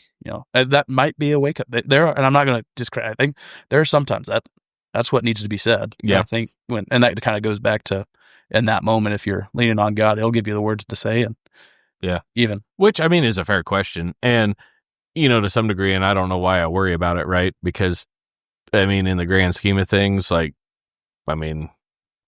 the dust off your sandals and keep moving, right? Like, what am I out? If you reject me because of that, what am I out? Right.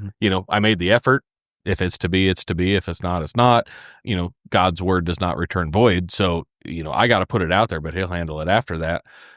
The hard part is when it's people that which seems ridiculous, because you're like, man, I really care about this guy. And what if I talk, some of this stuff with them, and then they reject me for it? And you're like, oh, okay, so you're okay with them spending eternity in hell because you cared about them too much to talk about that? Well, that sounds kind of silly when you say it out loud. I bring that up a lot because that is super convicting to me, because that is something I don't do the best job at, and I know that I need to do better. And I don't know. I think that's something that the enemy definitely uses. When I was thinking, too, it kind of tied in with us, seeing all that work to be done, and we knew what was next. So like, oh man, if we could just another day, another week, that we could spend.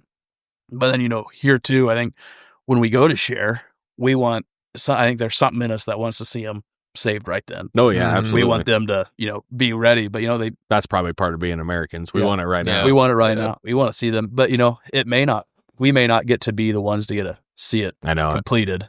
Which is tough sometimes. Yeah, especially if, like you're sharing, if it's somebody that you really care and love, you really want to see them do it before, it's too late, or before, or even if you pass away before they got that moment. So yeah, absolutely. Yep, that is a fact. So, well, there you go. Something to think about. But if you are looking to do something, become more involved, reach out, Farmer Tan Podcast, and we can certainly set you up with Pastor Ayden, Pastor Greg, anything like that. We can get you in contact with the right folks if that's something you are looking to do. Don't have to fly halfway around the world. There's something in your own hometown, in your own state, in your own country. You can kind of make this the experience you want it to be.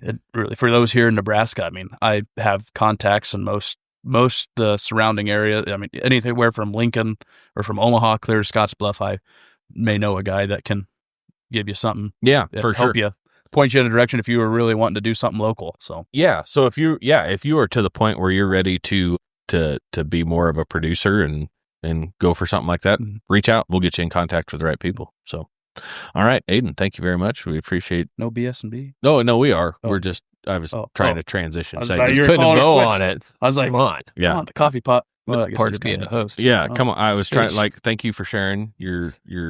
But there's Trip wait, there's and- more. No. Yeah, but wait, there's more. All right. Well, Ayden ruined that, so we'll just get right into it. BSB. Hey, proudly That's what I was looking forward to. proudly brought to you by Fitz at Ag Works. They're down there in eastern Nebraska. If you haven't heard about them by now and you are a listener to the podcast, are you really listening? Yeah. You're not even a good consumer at this point. I mean, yeah, we're more than just some hold music. Yeah, right. That is a Just fact. pay attention. Come on now. Listen And go see Ben down there. Hey, he is Ag Leader certified to be sales and service. He can help you out. We are getting dangerously close to harvest time. You know as well as I do, you can't pick a lick of corn or cut any beans without the yield monitor working right. No. You need that information. If that is not working right, get in there and see Ben. Actually go back in time and get there like 2 weeks ago so you can get it done in time. But hey, go down there and see him. He'll get that stuff fixed up, working right for you. Or if you're just looking to add something new, I'm going to go out on a limb here and say maybe even if you're wanting to do some fancy scale setups on the grain cart, maybe some wireless stuff to the monitor in the cab and all that. I bet he's got connections to help you there. But ironically enough, Ben Fitzwater does not Fitzwater. He does not. Well, For that, you need Joe, Rich's son. You do. You do. And Gothenburg Irrigation, but that's a different segment. So That's hold right. up. Yeah. But anything else you need Fitz besides water. Yeah, but if you need anything else, Fitz, you can get it at where, Jared? Fitzwater Egg. No, it's Fitz at Ag Works. Oh, that's right, man. Yeah, I set you up bad on that one because normally I go if it's I know, broke. I have Fitz it in my mind. I know I was going to steal that thunder from Jared because I've been having. Oh man, Listener. fumbled that one. No, it's good. I got a text from him Oh, the that's other like day. that. Yeah, he said he really enjoys the ad reads. So well, I'm glad. yeah, we are too. And hey, get down there, see Ben. If it's broke, That's it. there you go. I That's it. got you, Jared. All right. So BSB, buy, sell, burn to the ground. If you don't know how that works, you buy one, sell one, burn one to the ground. I mean, Yeah. that seems pretty obvious, but not Mhm. everybody knows. All right. Today, we have got another special edition of just everything that is terrible. And you got to pick like the least terrible. And there is some gray area here to manipulate accordingly. Well, So, of course you would. no, I did it for your benefit. And all right. So, your first option is to wear clothes all day that you completely sweated through first thing in the morning. Whatever it is that you went out to do, I mean, you sweat through your shirt, your jeans, your boots. You've all been there. I mean, the billfold is soggy. Oh, yeah. You have sweated through absolutely everything, and it's like 7:45 in the morning, and now you've got to wear them all day. All right, there's the first one. Second option is the only pocket knife you were ever allowed to carry is ridiculously dull. I mean, Ugh. like silly dull. Okay. And your third option is whatever vehicle you're driving always has a wind whistle from a leaky seal or, something like that. But it's whatever one you get in. It's not like, well, the pickup always, it's everything. Everything you get in to drive Mention Ayden drives a 12 out. has got, yeah. That's just the turbo whistle. Yeah. That's not the doors You leaking. probably can't hear the window for the motor. I can't, yeah. What are So- door seals? Yeah. So those are well, maybe that was too close to home. That is BSB for this time around. So there you All go. right, you want to go first or you want me? I'll let you go. Okay, I forgot the second one. Incredibly dull pocket knife. Okay, that's burning to the ground easily. That would be so frustrating. The other two are fairly common occurrences. So sweat through my clothes happens fairly often in the summer. Yeah. And But good- do you enjoy it enough to buy it? that's Is the thing. question. I mean, enjoy would be not my choice of words, but it's kind of, I wear pearl snaps, so you hop in your wind leaking pickup and it dries it out pretty quick. That is true. So, man, I'll probably buy the sweaty clothes actually, because we're usually not that humid here. So, like I said, if you soak through your clothes, hop on a 4-wheeler, go check cows. Next thing you know, they're dry again. That's a fairly easy fix. Yeah. And then the wind whistling. Most of the vehicles I drive have some sort of wind whistle, so I'm kind of used to that. And then, but boy, the pocket knife one, why even carry it? I mean, yeah, that's an excellent screwdriver. Yeah, it's just a pry bar at that point. Yeah, which, you know, I get a kick out of Dad. He'll take his pocket knife out and start digging up seeds, and he'll jam his pocket knife in about everything. Oh, yeah. I'm like, my goodness, how do you ever keep that thing sharp? He doesn't. It's no, fun. I was going to say. So, yeah, he'll use it. I'm pretty picky what I bring out the pocket knife for because I don't want to break something or dull the blade. But you should actually carry two. Like the super sharp one stays in the right pocket, the screwdriver, seed digger, pry bar stays in the left pocket, so that you can always. Or yeah, maybe, that's the other thing. Like something needs scraped off metal, just bring that thing out. And just you know, maybe putty knife. somebody ought to make like a tiny little like retractable like pry bar the size of a pocket knife, so that you really could do that kind of stuff. Yeah, right. So yeah, that's what I'll go with.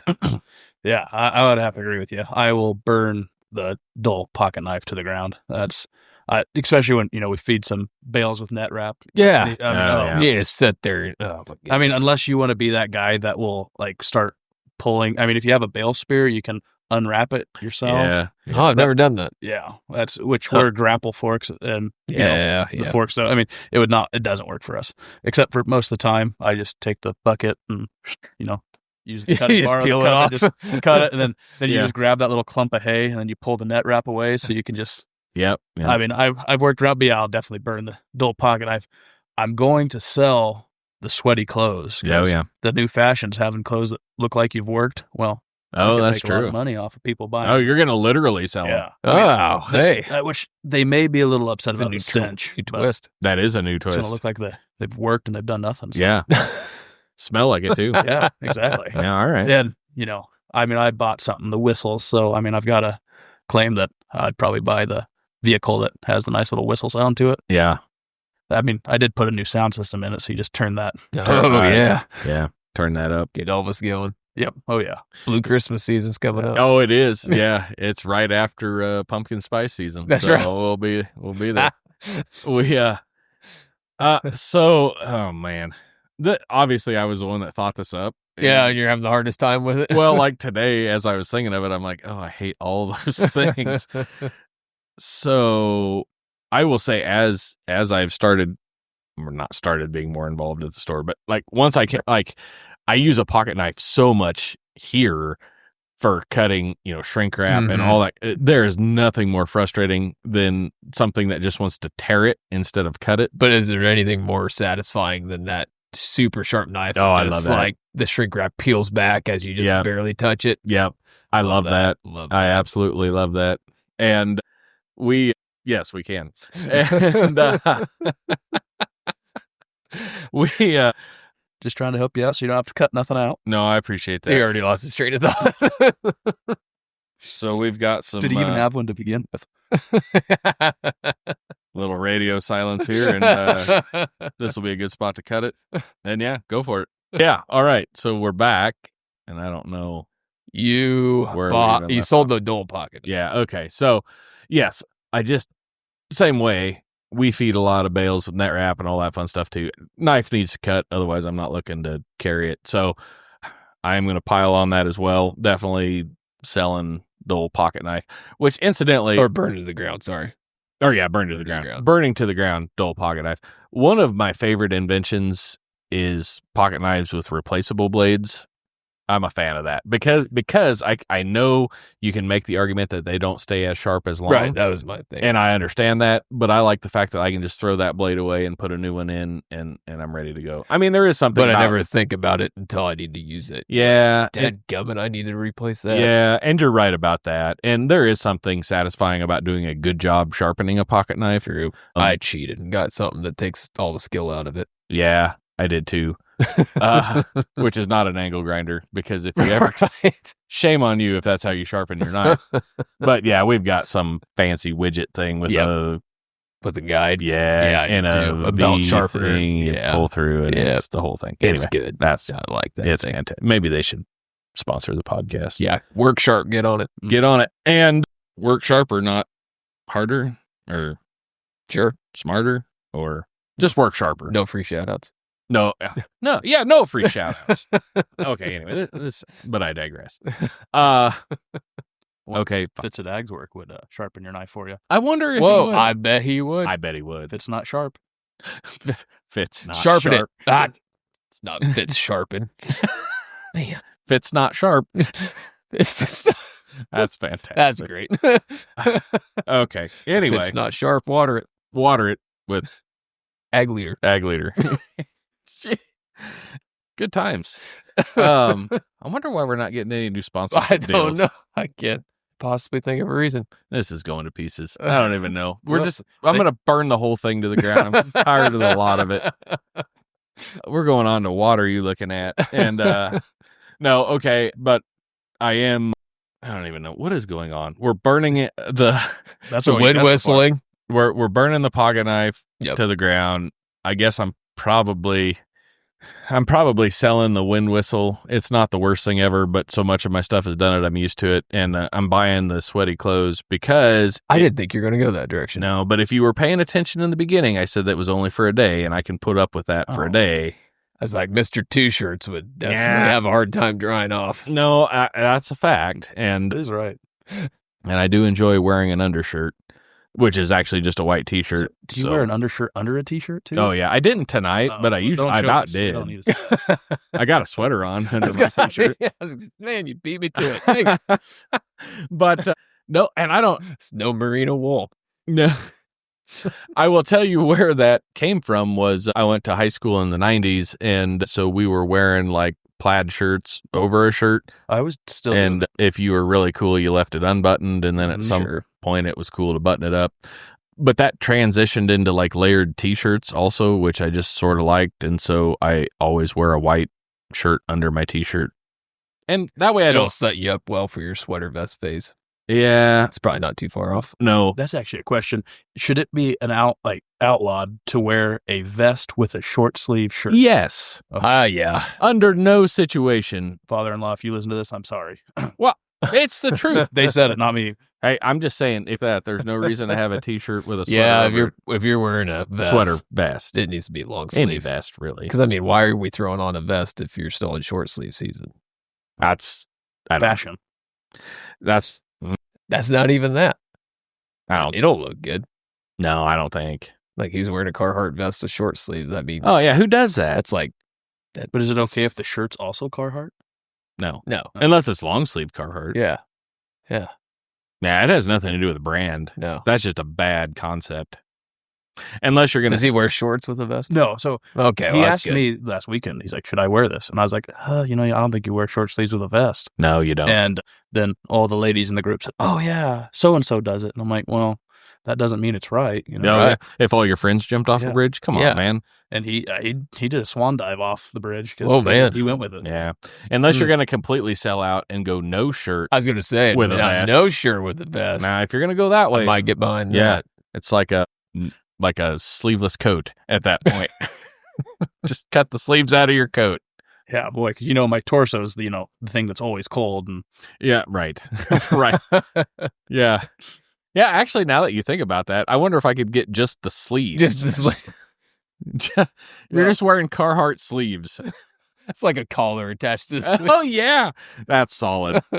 I would wear that. Fashion tips by Farmer Tan Podcast. Yeah, farmer tan.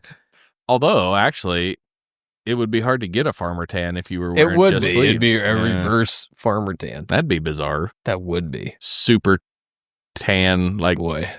Ooh, that'd be a good giveaway challenge. Have some people submit photos of their farmer tan. See who has the crispiest Yeah, farmer they're tan. going to be fading. Yeah, that's I true. think mine's already fading out. I think mine is too. Man. Yeah, if you went in on that Dadgummit. action, you better get them pictures in quick. We'll pick the crispiest farmer.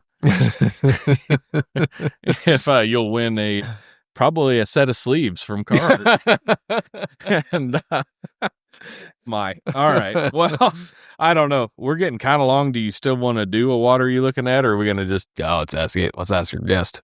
All right. What do you? Yeah. But, All right, he's down. I mean, no, I mean, He's down like a rodeo clown. He's down like a rodeo clown. Okay, so what are you looking at? Brought to you by Gothenburg Irrigation and Joe Richardson here in Gothenburg. And I tell you what, Joe is my friend because he's a good dude, but he's my well guy because he does really good work. And so we appreciate everything they do in the community and for us here at Farmer Tan Podcast and all that other good stuff. And so if you're unfamiliar with this portion of the show, we just type random stuff into Google and we see how it auto completes it, right? And so I can't honestly remember what we were talking about before, so I just had to wing this one and I typed in how long should I? And what I got back is how long should I water my lawn? Oh, okay. Yeah, it's probably getting to that point, but hour a day. Hour a day? Hour a day. Oh, I was thinking time of year. Oh, that's a good that's a good point. It didn't specify. Wow. So we got an hour a day and what? I just get a little bit bitter about this because I'm on water allocation for crops, and yet people can overwater their lawns. Water the street, even if I mean March till November if they want to. Yeah, we should ask our resident agronomist what her recommendation is. Well, that's not really agronomy. That's the turf and landscape management guys. Yeah, but we don't. Yeah. Correct answer, because there is one. Okay. Yeah, you water it till it runs out on the driveway, and then you water it from March till November. You want to get it put to bed with a good profile. So, yeah. I actually don't know. Consult your local extension agent or whoever you need to talk to figure that out. All right, next one. How long should I? It just says tan each side. I don't know if we're making a belt or if we're getting ready for vacation. I don't know. Well, now it depends. Is it your first time hitting the bed, or is it the? I don't even know if they're talking about tanning each side of themselves. Maybe they're tanning a belt, piece of leather. I don't know. That to me, the obvious answer is the same. Like whatever you pick, do it the same. Do it the same, right? I mean, you don't want to. Well, you seem to be knowledgeable about that all of a sudden. So what's your opinion? The first resort I went to, I was informed by some people who had went previously that a guy with my color may need to tan a little bit before. And so they, for starting out, you only want, a few minutes each side because you don't want to roach yourself. No, that's a fact. Yeah. It also depends on this is going to sound even worse. Depends on the type of lotion you get too to enhance the tan. So 1540. Yeah. Yeah. Or like Pam cooking spray. Yep. Whatever you got. Put that on there and away you go. We do not condone any of that behavior. So we recommend that you tan bare arms for about 12 hours a day. Business idea. Tanning bed, but it's like a rotisserie. It rotates you in there. That's a slow turn. So you're always tanning consistently. Well, I mean, hope you don't get motion sick. Yeah, that's what I mean, it'd be pretty slow. Most of those beds are already that way. They're tanning on the top and bottom. Do they have tanning beds tall enough for you? All right. I was told I don't lose my man card because I did it to go to the resort, and it's okay when you do that. So I don't know if it is. Go ahead. They did. They had long enough ones for me. All right. Well, there you go. If it closed all the way, but it was there. Joe Diffie had a song, I think it was him anyway, with lyrics in it that said he's a hardworking man. He don't pay for his suntan. He works out in the heat and the cold. Yep. So that's let that be your answer. All I had was a farmer's tan, and they were worried about me being in a swimsuit. So yeah, and you showed them didn't wear one anyway. I should have worn, I guess, a full onesie. You wear that farmer tan with pride. Yeah. Yeah, you cut the sleeves that. You cut the sleeves out of your coat. Oh yeah. All right. How long? This one does have a definitive answer. How long should I boil corn on the cob? I always throw the ears in, and when it comes back to a boil, that's when they're done. That's when you call her done? Yep. Okay. I've actually never. I've just been a consumer of the sweet corn, so never the preparer. No. I have always done like 2.5 minutes, like from a boil. Okay. So I'm probably doing it a little longer than you, but then I'm taking it off right away. And I don't know if you're letting it coast down. No, it's out of the pan. Right away. Yep. Some of it probably depends, too, on just like stage of the sweet corn itself. True. But, all right. How long should I boil eggs? That's another. That I don't know. Yeah, I don't remember the answer to that. They have to come up to the top No. They never float. Well, you I don't want them to think. float. Yeah, floating eggs are bad eggs. Yeah. That is one that you put the eggs in cold water Mm-hmm. and you put the whole works on the stove cold, and then you start it up, you bring it to a boil, and as soon as it starts to boil, you kill the heat, and then I think you let it sit. And you let them sit in there. Yeah, but it's a prescribed amount of time, and I can't remember if that's like 3 minutes or 4 minutes or... I had a 4th grade teacher that made a whole bunch of boiled eggs for us to, dye for Easter class. And she told us it was the first time she did it, but she was pretty sure that they were completely boiled. And she said, just wait till you get home. But I also had to take 2 different buses to get home. Oh, you couldn't wait that long. I was so far away from Eustis. I think I see where this is going. Yeah. And so I get off the first bus and I was like, you know what? I'm hungry. I'm going to have one of these eggs. Yeah, absolutely. And I went to crack it and yolk went everywhere, all over the bus. And that is really I disappointing. thought you were going to say you forgot it on the bus and it rotted and stuck up the whole bus. No. Yeah. I mean, the bus already stunk by itself. Buses have a rough life. Yeah, there's one thing you don't want is a medium rare hard boiled egg. So, all right, how long should I grill chicken? Till it's 165 degrees. Throw it away. Come on, act like Eat you've been beef. there. I was trying to think if you did have a thermometer, how you'd judge, but I'm pretty sure it's I don't know. Is it 160? 5. 5? Yeah, I thought. 165. yeah, that's the right answer. I'm trying to think of another answer, but Got to kill the salmonella. Yeah. I don't. Tell us not like till you cut it open. I think it's interesting that how long I should boil sweet corn is that high. I didn't think there's that many people cooking sweet corn. Well, there's apparently a lot of people that don't know. I know. I just didn't think there's. Well, that would be a top Google search. Yeah. I figure like chicken one would beat the sweet corn. No, that's towards the bottom actually. Unless his search engine has just gone off of what he's looked at over the that set could time. be. Probably it's like he lives where corn is. So I mean, we can already tell he likes his sweet corn. He likes his eggs. Yeah, like Apparently, he wants to know how long to water his lawn. Yeah, how long to boil chicken. Yeah, how long to that boil the stuff. chicken. Absolutely. How long should I go before I change my oil? Oh, this is a good topic. I mean, till it's time. I don't. Whatever answer works Whatever well the for you. owner's manual says. Yeah, right. What are you using? What kind of oil are you follow running? that. I think the 2016 pickup says like 10,000 miles. There if you go. Use the whatever their rated filter and oil. Yeah, I see no reason not to. I work for a guy that changes it anywhere from 1,000 to 2,000. I was gonna say I use general rule of thumb. This is pickups and cars. 5,000 for synthetic, 3,000 for conventional. Yeah, that's probably fair. This is also the same guy that every 100 hours on his tractor, even with the synthetic oil, every 100 hours you change oil and filters. Yeah, I do that but I use conventional. I just use the plus 50. And I will say I went to running a lot of plus 50 into plus 50. Running a lot of synthetic, partially because I shoot for 3,000 and it's usually 4,000 before I actually get it done. Yeah. So I figure, well, we just run synthetic, still try to change it at 3. If I get it by 5, that's a win. So yeah, that's what we do. Same hours in the tractor. I'm usually more like 250 on a synthetic, but I know semis you can go longer, but most of the time I'm operating in pretty dirty conditions. Yeah. So I still stick to that, even though semis, the amount of oil they can carry, they could probably go longer, but I kind of stick to the 3,000. And part of the problem on the semi too is ours, it depends on idle time. True. And just with the nature of what our trucks do, there is a fair amount of idle time. So I know that's getting diluted and cylinder washing and all that. So now when you change your oil, do you also change air filter, fuel filters? No, just the oil filter. It depends on the season. Like, always want to go into cold weather with new fuel filters, and I will change those filters pretty regular throughout the winter. And then when we get kind of into warmer weather, then I don't worry about it as much. But yeah. Yeah, I'm not running near the miles, so it's usually annually for air and oil or air and fuel. Yeah. Power unit, you just pull the plug with it running, dump it out, and pull her new stuff in the top. Keep going. No. The look he's giving me is fantastic. Like he actually thought, well, do you do that? I was like, can you do that on those, those 350 natural gas Oh, yeah, ones? you just put enough good Lucas in there, it don't matter. They'll run all week with no oil. Golly, I can't imagine. No, because I'm running tractor engines, so that would be bad news. But I do those every 100 to 120 hours is what I shoot for in power units. Yeah. And it's amazing how quick that comes. We had one growing up.